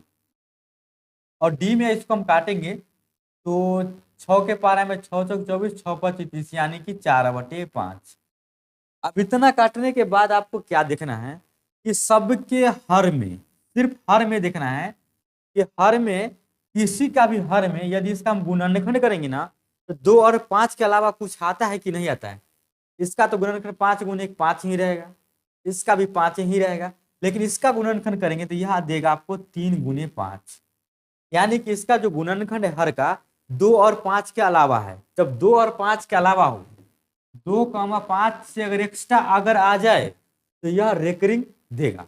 अगर सिर्फ 2, 5 आता गुणनखंड करके तो रेकरिंग नहीं देगा, और इसका तो गुणनखंड 5 ही रहेगा। इसका मतलब आंसर सी, यानी कि 24/90। उम्मीद है कि आप समझ गए होंगे, क्योंकि यह 10वां में पढ़ा जाता है। अब देखिए अगला प्रश्न, और अगला प्रश्न ये रहा आपके स्क्रीन पर। लिखा गया है यदि मैं एक वस्तु को 595 में बेचता हूं तो मुझे 19% का लाभ होता है, तो यदि मैं इसे 475 में बेचता हूं तो मुझे होने वाले लाभ या हानि का प्रतिशत क्या है। देखिए इसका सबसे आसान सवाल ये कैसे है, देखिए इसको आप सबसे आसान तरीका से कैसे बनाएंगे। इसे सबसे पहले आप लाभ हानि की बात पर चलेंगे। लिखा गया है कि 19% का लाभ, तो 19% लाभ का क्या मतलब है, जब प्रॉफिट एंड लॉस का क्वेश्चन तो सीपी और एसपी होना तय है, और 19% लाभ है, इसका मतलब यदि हम 100 में खरीदे होंगे तो 119 में बेचे होंगे। यह कौन सी बात है, यह माना गया बात है, यह माना गया बात है। लेकिन रियली में अगर देखा जाए तो यहाँ हम खरीदे कितना में, तो बोलेगा कि 595 में, सॉरी खरीदे नहीं है बल्कि हम इसको बेचे हैं 595 में। यहाँ पे हम रियली में 595 में बेचे हैं और यहाँ पे हम कितना बेचे, 119 में बेचे हैं। तो दोनों जगह तो हम बेच ही रहे हैं, तो आपस में क्या करेंगे, कंपेयर कर देंगे।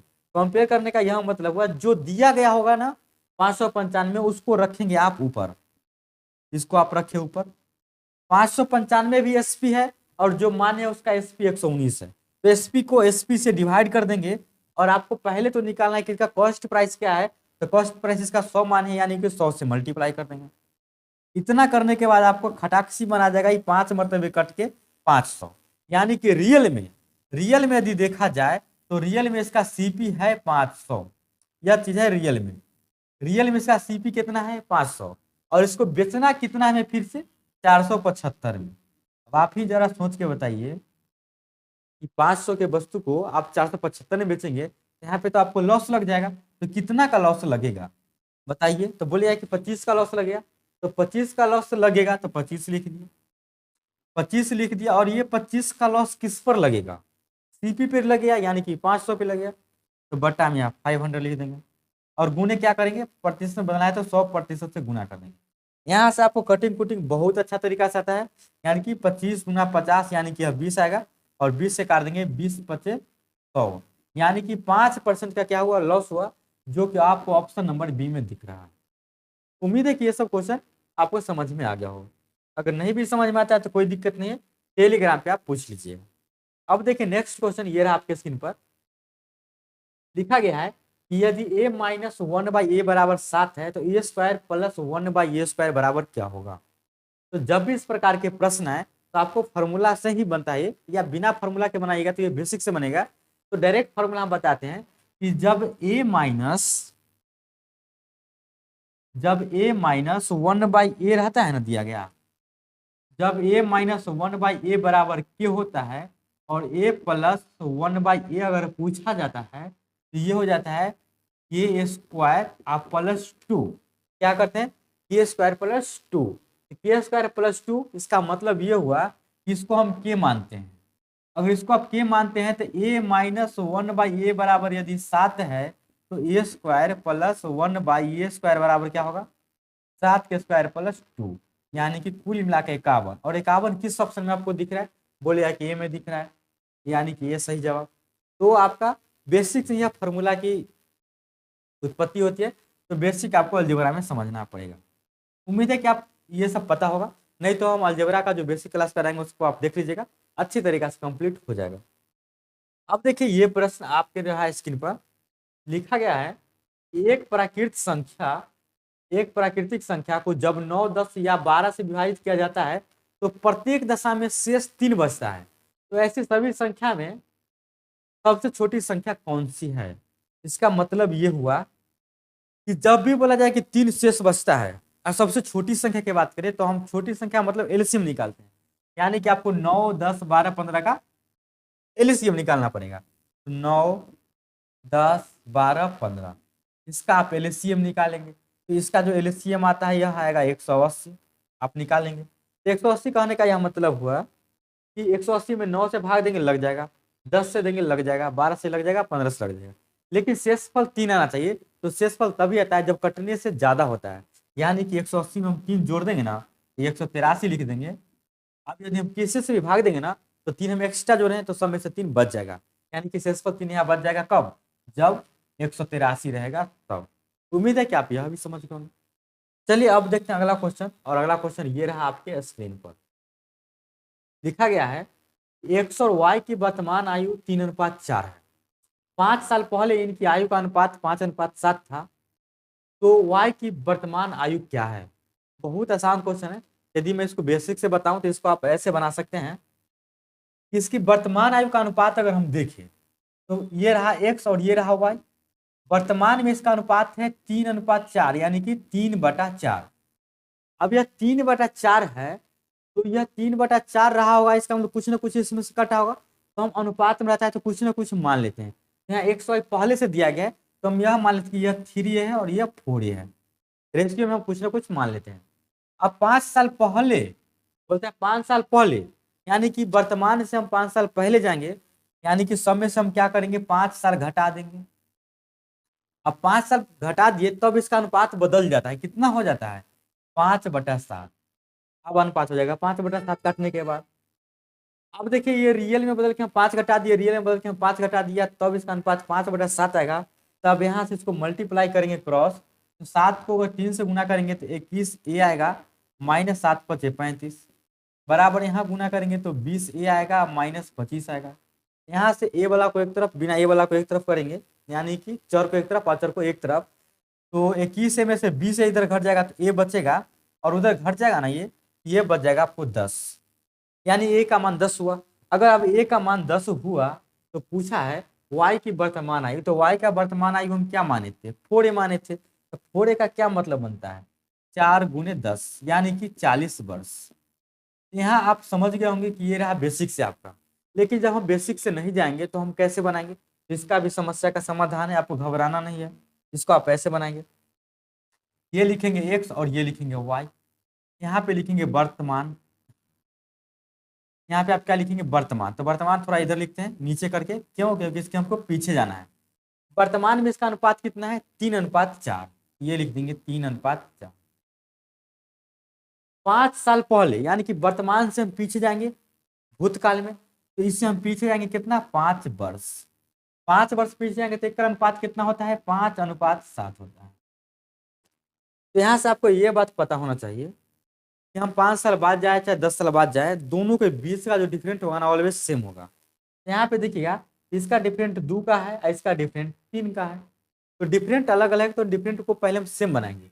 तो सेम बनाने के लिए क्या करते हैं कि 3 और 4 का जो डिफरेंस 1 है और 5 और 7 का डिफरेंस 2 है, इसका डिफरेंस में इससे गुना करेंगे। इससे गुना करने का मतलब है कि पूरे में गुना हम कर देंगे 2 से, और इसका डिफरेंस का मतलब इसमें गुना कर देंगे 1 से। इतना बात यदि आप समझ गए तो अब गुना कीजिए। अब यदि आप इसको गुना करेंगे, 1 से गुना करने पर इसका कोई प्रभाव नहीं पड़ेगा, यानी कि 5 का 5 ही रहेगा, इस 7 के 7 ही रहेगा। 2 से गुना करेंगे तो 2 तिया 6 हो जाएगा, 2 चौके 8 हो जाएगा। अब देखिए कितना का डिफरेंस है, वर्तमान में 6 है, अब भूतकाल में 5 हो गया, यानी कि डिफरेंस 1 का हुआ। कितना का हुआ, 1 का हुआ। अब जब हम माने इसको रेशियो में, तो यहाँ पे आप x भी लगा के मान सकते थे। यदि आप x लगाते कि ये 5x, ये 7x, ये 6x और ये 8x, तो डिफरेंस कितना का होता है, x का। तो यहाँ पे x का डिफरेंस है और रियल में 5 का डिफरेंस है, यानी कि x का मान जो है किसके बराबर होगा, 5 के बराबर होगा। यहाँ से भी x का मान डायरेक्ट 5 के बराबर निकाल दिए। तो पूछा y की वर्तमान आयु, तो y और y का वर्तमान आयु देखिए कितना है, 8x है। 8x से इसका मतलब हुआ कि 8×5, यानी कि कुल मिला के हो गया 40 वर्ष। ये रहा आपका ट्रिक से। उम्मीद है कि आप समझ गए होंगे अच्छी तरीका से, ये कोई विशेष बात नहीं है। अब देखिए इस प्रश्न को लिखा गया है कि शांत जल में एक नाव को अपने गंतव्य स्थान तक पहुंचने और वहां से अपने प्रारंभिक स्थान पर वापस आने में कुल 15 घंटा का समय लगता है। उसी यात्रा के लिए नदी में प्रवाह होने पर 16 घंटे की आवश्यकता होती है। इसका मतलब हुआ कि नदी में पानी जब बिल्कुल शांत था तो एक नाव गया और आया, तो उसको टाइम कितना लगा, 15 घंटा। अब नदी में प्रवाह होने लगा, यानी कि अब करेंट, यानी कि पानी चलने लगा, धार चलने लगा, तेज धार। तो अब जो टाइम लगता है जाने और आने में कितना लगता है, 16 घंटा लगता है। तो नाव और नदी की गति के बीच का अंतर 15 किलोमीटर प्रति घंटा है। तो नदी की प्रवाह की गति याद कीजिए। देखिए गति मतलब चाल, और चाल का मतलब क्या होता है आपको पता होना चाहिए कि चाल का मतलब होता है, चाल का फॉर्मूला दूरी, यानी कि कुल दूरी या बटा में लिया गया समय। यदि आप इतना बात जानते हैं तो जो कोई नदी है उसको आने और जाने में जो 15 घंटा लगता है, तो नदी का कुछ ना कुछ तो डिस्टेंस होगा जहाँ पे वो आया और गया होगा। तो हम यहाँ मान के चलते से यहाँ तक डिस्टेंस है जो वह नाव तय करता है, और इस डिस्टेंस का हम नाम रख देते हैं डी। अब कोई नाव गया तो डी डिस्टेंस जाएगा, और आएगा तो फिर डी आएगा, यानी कि कुल डिस्टेंस कितना तय किया, तो कुल डिस्टेंस तय किया 2d, और टाइम कितना लिया, 15। यानी कि यह जो चाल आया है किसके है चाल, तो यह चाल आया नाव का, क्योंकि नाव आया और नाव गया, पानी तो रुका हुआ था। तो नाव की चाल आ गया कितना, नाव की चाल, तो नाव की चाल आ गया। तो नाव की चाल को हम कुछ मानते एक्स वाई जेड मानते, तो नाव की चाल को मान लेते एक्स, और यह आ गया है 2d/15। यहाँ से इसका कोई मतलब नहीं निकलेगा, बस इसको डिस्टेंस निकालने में काम आएगा। तो मान लिए कि नाव की चाल x है, जो कि इस क्वेश्चन के अनुसार से 2D/15 आएगा। और यहाँ से यह भी मान के चलते हैं, जब करंट फॉलो करेगा, उसमें पानी दौड़ेगा नदी में, तो करंट का भी कुछ चाल होगा, यानी कि पानी का चाल। तो पानी की चाल को हम क्या बोलते हैं? प्रवाह की गति। तो प्रवाह की गति कितना है? प्रवाह की गति को हम मान लेते हैं y, यानी कि y किलोमीटर पर घंटा। ये जो हम सब माने ना, ये किलोमीटर पर आवर माने, किलोमीटर पर आवर, ये भी होगा किलोमीटर पर आवर। अब देखिए, जब प्रवाह होने लगेगा तो उसी यात्रा में नदी में प्रवाह होने पर 16 घंटा का समय आने और जाने मिलेगा। इसका मतलब ये हुआ कि यदि पानी इधर की तरफ बह रहा है, इधर की तरफ, तो जब इधर की तरफ नाव चलेगा तो क्या होगा? इधर की तरफ जब नाव चलेगा तो नाव का गति और पानी का गति, दोनों गति ऐड हो जाएगा, यानी कि डिस्टेंस लेगा डी जाएगा। और किस गति से जाएगा? नाव अपना गति से जाएगा और पानी भी उसी गति में रहेगा, तो दोनों गति क्या होता है? जुड़ जाता है, यानी कि दोनों गति को हम जोड़ देंगे, यानी कि x + y हो जाएगा। इतना टाइम लेगा, क्योंकि समय बराबर दूरी बटा में चाल होता है। अब फिर समय लेगा आने में, जब उधर से आएगा तो फिर डी दूरी ही चलेगा, और जब उधर से आएगा तो पानी इधर की ओर चल रहा है और नाव इधर से आएगा, तो क्या होगा? आपस में गति घटेगा। तो घटेगा, इसका मतलब है कि x - y होगा। और टोटल समय कितना लेता है? 16 घंटा। और यहाँ से आपको एक इन्फॉर्मेशन और दिया गया है कि दोनों के गति का बीच कितना अंतर है? 15 किलोमीटर पर घंटा, यानी कि x - y दिया गया है 15। तो प्रवाह की गति निकालना है, तो प्रवाह की गति कितना है? y माने है, तो y का मान 15 होना फिक्स चाहिए ना। तो प्रवाह की गति, सॉरी, y की, तो यहाँ पे आपको दिया गया है कि दोनों के गति का बीच का अंतर कितना है? 15 किलोमीटर पर घंटा। तो प्रवाह की गति ज्ञात कीजिए, तो प्रवाह की गति आप क्या माने? y माने हैं। अब प्रवाह की गति यदि y माने तो y पे यहाँ पे कुछ रखना पड़ेगा, और एक ऐसा मानना पड़ेगा कि दोनों का डिफरेंस 15 आना चाहिए। तो हम मान के यह चलते हैं कि पहला बात अगर सही है, यह प्रवाह की गति है, तो प्रवाह की गति हम 4 लेते हैं, यहाँ पे भी 4 लेंगे, लेकिन डिफरेंस 15 आना चाहिए। ये बोला ना कि दोनों के गति के बीच का अंतर 15, यानी कि ये 15 है, तो ये 4 है। इसका मतलब है कि यहाँ पे हमको कितना? 19 रखना पड़ेगा। 19 में 4 जाएगा तो 15 होगा, और यहाँ पे क्या रखना पड़ेगा? फिर से 19 रखना पड़ेगा। ये 19 और 4 23, यहाँ पे आ जाएगा 23 किलोमीटर प्रति घंटा स्पीड, और यहाँ पे आएगा 19 × 4 = 15। अब 23 और 15 का कोई ऐसा एलसीएम है जो ऊपर में हम रखेंगे और काटेंगे तो टोटल 16 आएगा? तो बोले कि ऐसा नहीं है। तब ऐसा नहीं तो हम क्या मानेंगे? तो हम ये सब मानते मानते थक जाएंगे, तो अंतिम में सेटिस्फाइड करेगा ये 5। अब ये 5 कैसे सेटिस्फाइड करेगा, मैं आपको बताता हूँ। देखिए, वो जो 5 दिया गया, वो 5 क्या होगा? y के मान होगा। तो y का मान हो गया 5, y का मान हो गया 5, घटा के 15 आना चाहिए, यानी कि यहाँ पे 20 रखना पड़ेगा। 20 - 5 तब ना 15 आएगा, और यहाँ x का मान 20 है, तो यहाँ भी x का मान 20 होगा। तो जोड़ के आया 25 किलोमीटर प्रति घंटा। मतलब इधर से जब जाएगा तो चाल रहेगा 25 किलोमीटर प्रति घंटा, और उधर से जब लौटेगा तो इसका चाल कितना रहेगा? 15 किलोमीटर प्रति घंटा। अब देखिए यहाँ से क्या करना है आपको, ये 25 और 15 का एलसीएम कितना होगा? तो बोलेगा कि 150। यहाँ पे आप डिस्टेंस मान लेते हैं कि 150, डिस्टेंस क्या मान लेते हैं? 150। अब डिस्टेंस यदि 150 आप मान लिए हैं, तो जरा आप सोचिए, 150 किलोमीटर डिस्टेंस है और 25 के स्पीड से जाएगा, तो टाइम कितना लगाएगा? तो बोलेगा कि 6 घंटा लगाएगा, 6 आवर।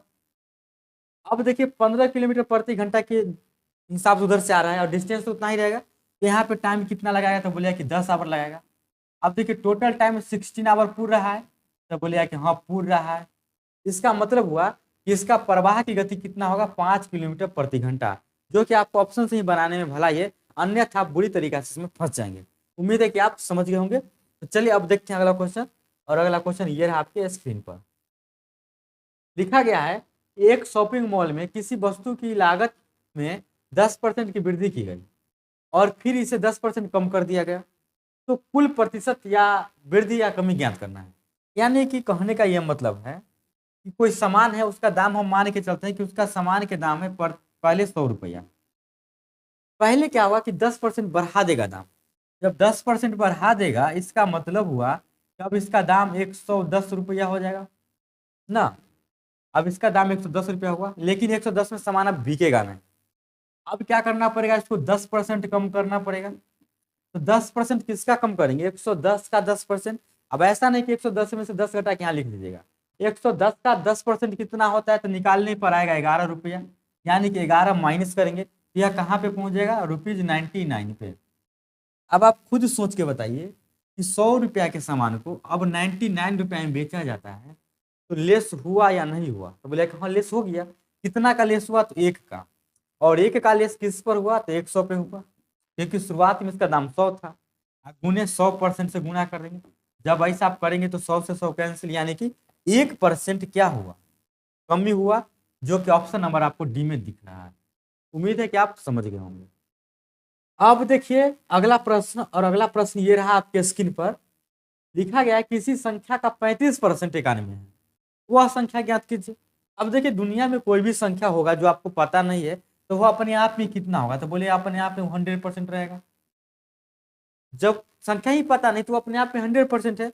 लेकिन इसी का हम अगर 35% निकालेंगे तो 100% का 35% कितना होगा, 35, यानी कि 35% का मान आपको दिया गया कितना, 91। वह संख्या ज्ञात करना है, इसका मतलब कि वह संख्या कितना है, 100%, यानी कि 100% का मान आप निकाल लेंगे आसान तरीका से। कैसे निकालेंगे, 91 में इससे डिवाइड कर देंगे 35% से, तो यह 1% का मान हो जाएगा, 100% से गुणा कर देंगे।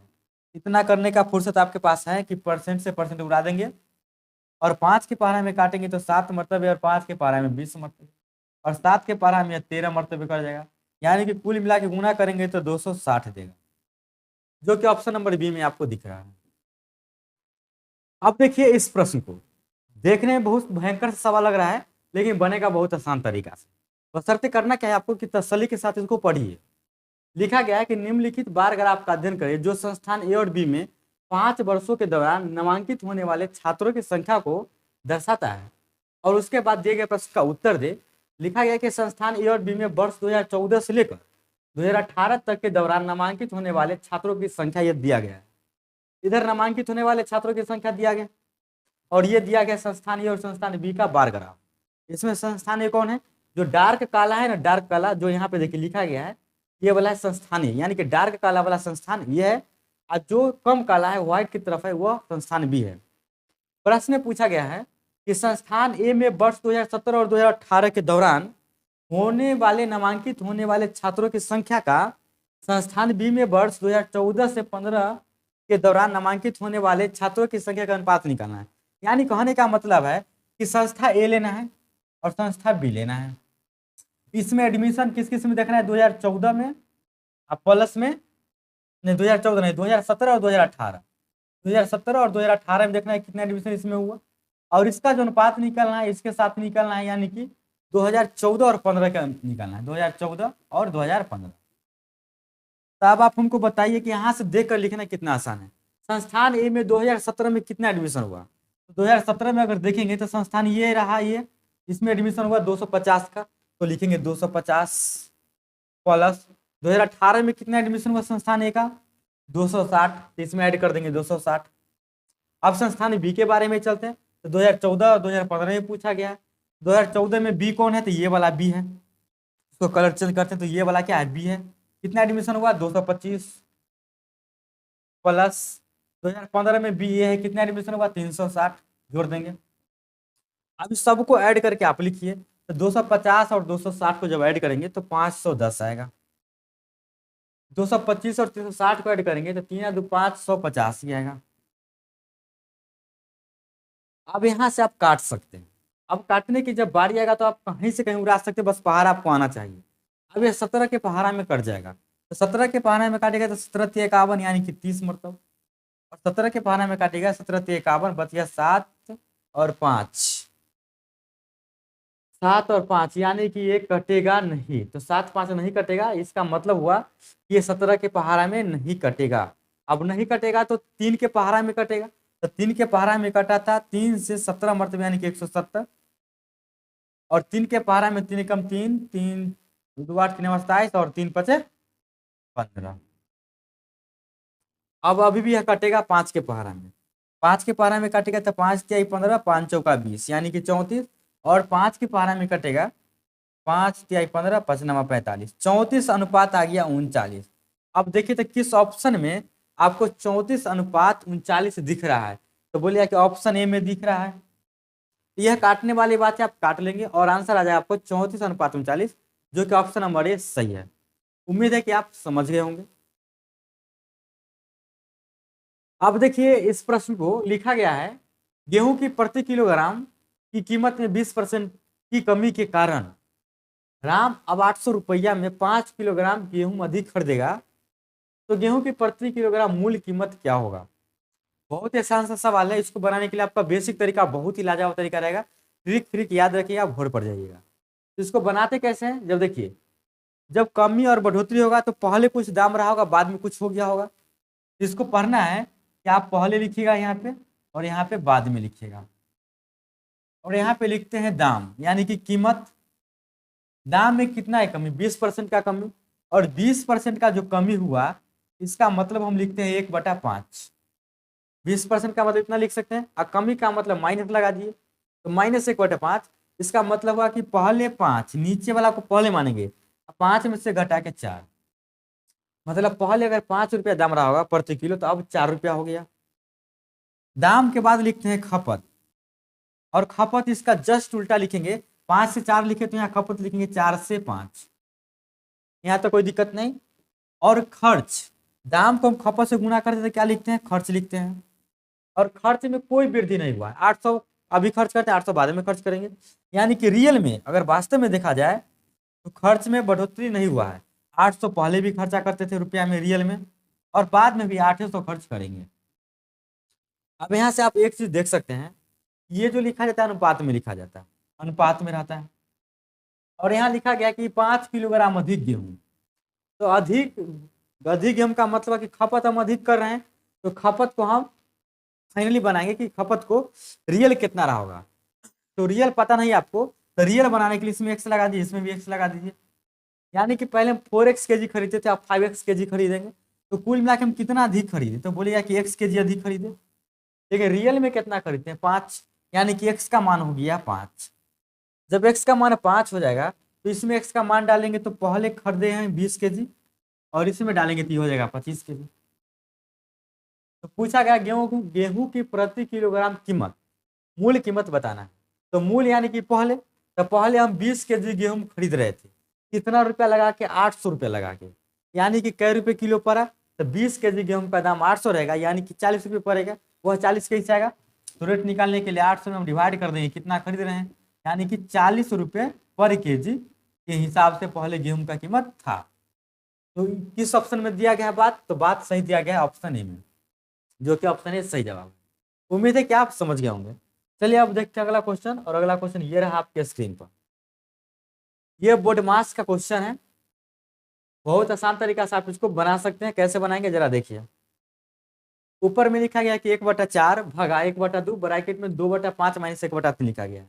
तो सबसे पहले तो ब्रैकेट वाला को हल करेंगे, तो इसका हल आपको पता होना चाहिए कि कितना आएगा इसका हल करके। तो डायरेक्ट हम लिखते हैं 1/4 लिखेंगे, डिवाइड है तो डिवाइड लिख दिए, 1/2, और गुने लिखते हैं, ब्रैकेट हटाएंगे तो गुना लिखेंगे, और इसका मान हम डायरेक्ट लिखते हैं 3 दूना 6, 5 एकम 5, तो 6 में से 5 गया तो 1, अब बटा में 5 3 का एलसीएम कितना हो जाता है 15, 1/15, डिवाइड 3 1/2/3, यानी कि 3 एकम 3 2 5, यानी कि 5/3 का 3/4, तो का मतलब गुना 3/4 माइनस 1/4 का 2/3, यानी कि 1/4 का मतलब गुना 2/3। यहाँ तक तो आप समझ गए होंगे कि हम कैसे लिखे सो।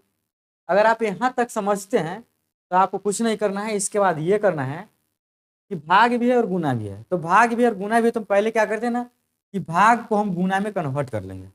तो भाग को हम गुना में कन्वर्ट करते हैं तो क्या करते हैं, 1/4 लिखेंगे, कि भाग को बना देंगे गुना। जैसे इसको आप गुना बनाएगा तो एक जस्ट बाद वाला पलट जाएगा, यानी कि 1/2 के उल्टा 2/1 हो जाएगा, गुना में 1/15 पहले से है। यहाँ तक भी कोई दिक्कत नहीं। अब इसको हल करेंगे तो बीच में माइनस है, तो पहले इधर का हल और इधर का हल करके आपस में घटा लेंगे। यहाँ से देखेंगे तो 3 से 3 गैप, यानी कि ये बच गया 5/4, माइनस यदि इसको काटेंगे तो 2 दूना 4, यानी कि बच गया 1/6। अब यहाँ तक भी समझ गए होंगे आप। अगला स्टेप आपको क्या करना है, अगला स्टेप आपको करना है, अगला स्टेप आप करेंगे कि सबको ऊपर से ऊपर गुना करेंगे, या पहले काट लेंगे। तो पहले काटे ही लेते हैं, 2 के पहाड़ा में 2 दूना 4, यानी कि कुल मिला के ऊपर में बचा 1 और नीचे में बचा 30, डिवाइड। इसको जब आपस में आप घटाइएगा तो 6 4 का एलसीएम हो जाता है 12, 6 दूना 4 के 12 यानी कि 5 के 15 हो जाएगा, 6 दूना 12 यानी कि 2 हो जाएगा। यहाँ से आप देखेंगे तो 1/30 लिखिएगा, बटा दीजिएगा बड़ा वाला, 15 में से 2 गया तो 13/12, तो ये हो गया 13/12। अब यहाँ के बाद आप डायरेक्ट लिख सकते हैं कैसे, कि जब डबल बटा हो तो क्या करते हैं कि 1/30 लिखते हैं, मल्टीप्लाई देना है, और नीचे वाला को उठा के डायरेक्ट ऊपर मल्टीप्लाई करना है उल्टा करके, यानी कि 13/12 के उल्टा हम 12 बटा कितना लिखेंगे 13। अब इतना तक यदि बात आप समझ गए हैं तो आप यहाँ से क्या कीजिएगा, कटिंग कुटिंग कर दीजिएगा। 2 के पहाड़ा में 6 मरतबे, या 3 के पहाड़ा में 4, और 3 के पहाड़ा में 10। 2 के पहाड़ा में 2 मरतबे, या 2 के पहाड़ा में 5 मरतबे, यानी कि कुल मिला के आ जाएगा 2/13 × 65। अब 2/65 आ गया तो 2/65 इसमें से किस ऑप्शन में आपको दिख रहा है, तो 2/65 आपको इसमें दिख रहा है, ऑप्शन सी में, यानी कि ऑप्शन सी सही जवाब। उम्मीद है कि आप यहाँ तक भी समझ गए होंगे। अब देखिए इस प्रश्न में क्या लिखा गया है कि 4a = 5b = 8c है, तो a अनुपात b अनुपात c निकालना है। अनुपात का जो वीडियो बनाया है उसमें आप इस सारे चीज सीख सकते हैं एकदम आसान तरीका से। कैसे बनाएंगे, इसमें आपको ज्यादा दिमाग नहीं लगाना है। 4a = 5b = 8c लिखा गया है, यहाँ से आप डायरेक्ट a अनुपात b अनुपात c ऐसे लिखते हैं, a अनुपात b अनुपात c बराबर, जब गुना में और बराबर में हो तो इसको हम डायरेक्ट उल्टा करके लिखते हैं, यानी कि गुने 4/1 है ना, तो आप लिखेंगे 1/4, अनुपात 1/5, अनुपात 1/8। अब क्या कीजिएगा, तब कीजिएगा कि 4 5 8 का एलसीएम ले लीजिए। तो 4 5 8 का एलसीएम कितना होगा, तो 4 8 का एलसीएम 8, और 8 5 का एलसीएम 40, यानी कि सब में 40 से मल्टीप्लाई।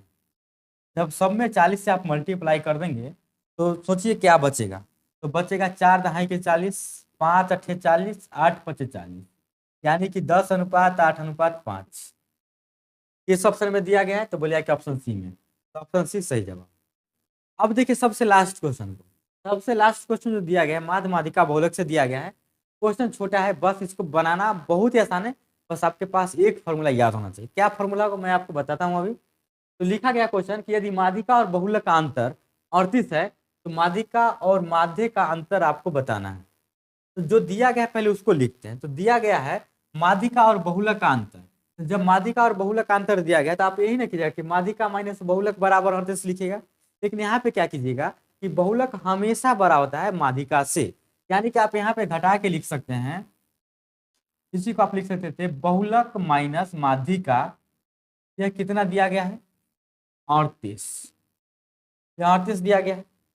अब आपको फॉर्मूला एक पता होना चाहिए कि बहुलक का जो फॉर्मूला होता है ना, वह फॉर्मूला होता है बहुलक बराबर 3 गुने माध्यिका, माने 3 माध्यिका माइनस 2 गुने माध्य, मतलब 2 माध्य। ये होता है फॉर्मूला। अब ये फॉर्मूला यदि आप जानते हैं तो यहाँ से आप क्या कर सकते हैं कि माइनस माध्यिका है तो उधर जाकर प्लस माध्यिका, यानी कि बहुलक जो निकलेगा आपको यहाँ से बहुलक निकल के आएगा 38 प्लस माध्यिका, ये आपका हो गया बहुलक। अब जहां भी बहुलक रहेगा वहां पे आप 38 प्लस माध्यिका लिख सकते हैं। यहाँ पे आप बहुलक के जगह पे क्या लिखिएगा 38 प्लस में माध्यिका, 38 प्लस माध्यिका बराबर 3 माध्यिका, 3 गुने माध्यिका माइनस 2 गुने माध्य। इतना बात यदि आप लिख लेते हैं तो अब आपको क्या करना है, यहाँ से स्टेप बाय स्टेप जरा समझिए। इधर माध्यिका प्लस में उधर जाके माध्यिका माइनस में हो जाएगा, तो ये हो गया 38 बराबर ये 3 माध्यिका। अब यहाँ सोचिए जरा, ये प्लस माध्यिका उधर जाके माइनस माध्यिका, तो माध्यिका के साथ माध्यिका ही ना घटेगा, तो माइनस माध्यिका में यहाँ पे कर दिए। ये सब बातें आपको एकदम ध्यान से मन में ही करना है। अब -2 गुने माध्य तो पहले से लिखा गया है। यदि आप इतना बात कर लेते हैं, इतना के बाद आप खुद बना लेंगे। इसको कैसे बनाएंगे, 38 बराबर यहाँ से आ जाएगा 38 बराबर 3 माध्यिका में से 1 माध्यिका घट जाएगा, यानी कि 2 माध्यिका, तो 2 माध्यिका -2 माध्य। अब इतना बात यदि आप कर लेते हैं तो कि और आपको समझ में यहाँ से आएगा कि हम क्या कर सकते हैं।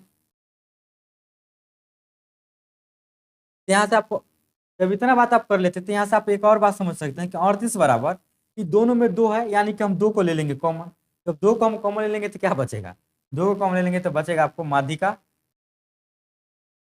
माइनस माध्या। अब 2 कॉमन ले लिए हैं तो क्या कीजिएगा, 2 को इधर से काट दीजिए, मल्टीप्लाई में तो 19 आ जाएगा। यहाँ से देखिए कि माध्यिका माइनस माध्य, और हमको भी ये निकालना था माध्यिका और माध्यिका अंतर। तो माध्यिका और माध्यिका अंतर कितना आ गया, 19। तो 19 किस ऑप्शन में, 19 सी में, तो ऑप्शन सी सही जवाब।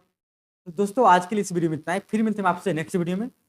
वीडियो आने में बहुत लेट हो जाता है, इसके लिए मैं माफ़ी चाहूँगा, क्योंकि बहुत सारा काम रहने के कारण हम लेट कर देते हैं। लेकिन अब हम कोशिश करेंगे कि लेट नहीं हो, और यह भी कोशिश अब कर रहे हैं कि हम आपको बेसिक, जितनी भी आदमी का बेसिक नहीं क्लियर नहीं है, उनके लिए बेसिक का क्लास लेकर आएँ और साथ में प्रैक्टिस लेकर आएँ, और वह भी लाइव क्लास में, ताकि आप लोग अपना क्वेश्चन पूछ पाएँ। तो मैं जल्दी से जल्दी लाइव क्लास लेकर आ रहा हूँ। तो चलिए मिलते हैं आपसे नेक्स्ट वीडियो में। वीडियो अच्छा लगे तो प्लीज़ लाइक, सब्सक्राइब और शेयर करना नहीं भूलिएगा, ताकि मेरा मोटिवेशन ही बना रहे। तो चलिए आज के लिए इतना ही।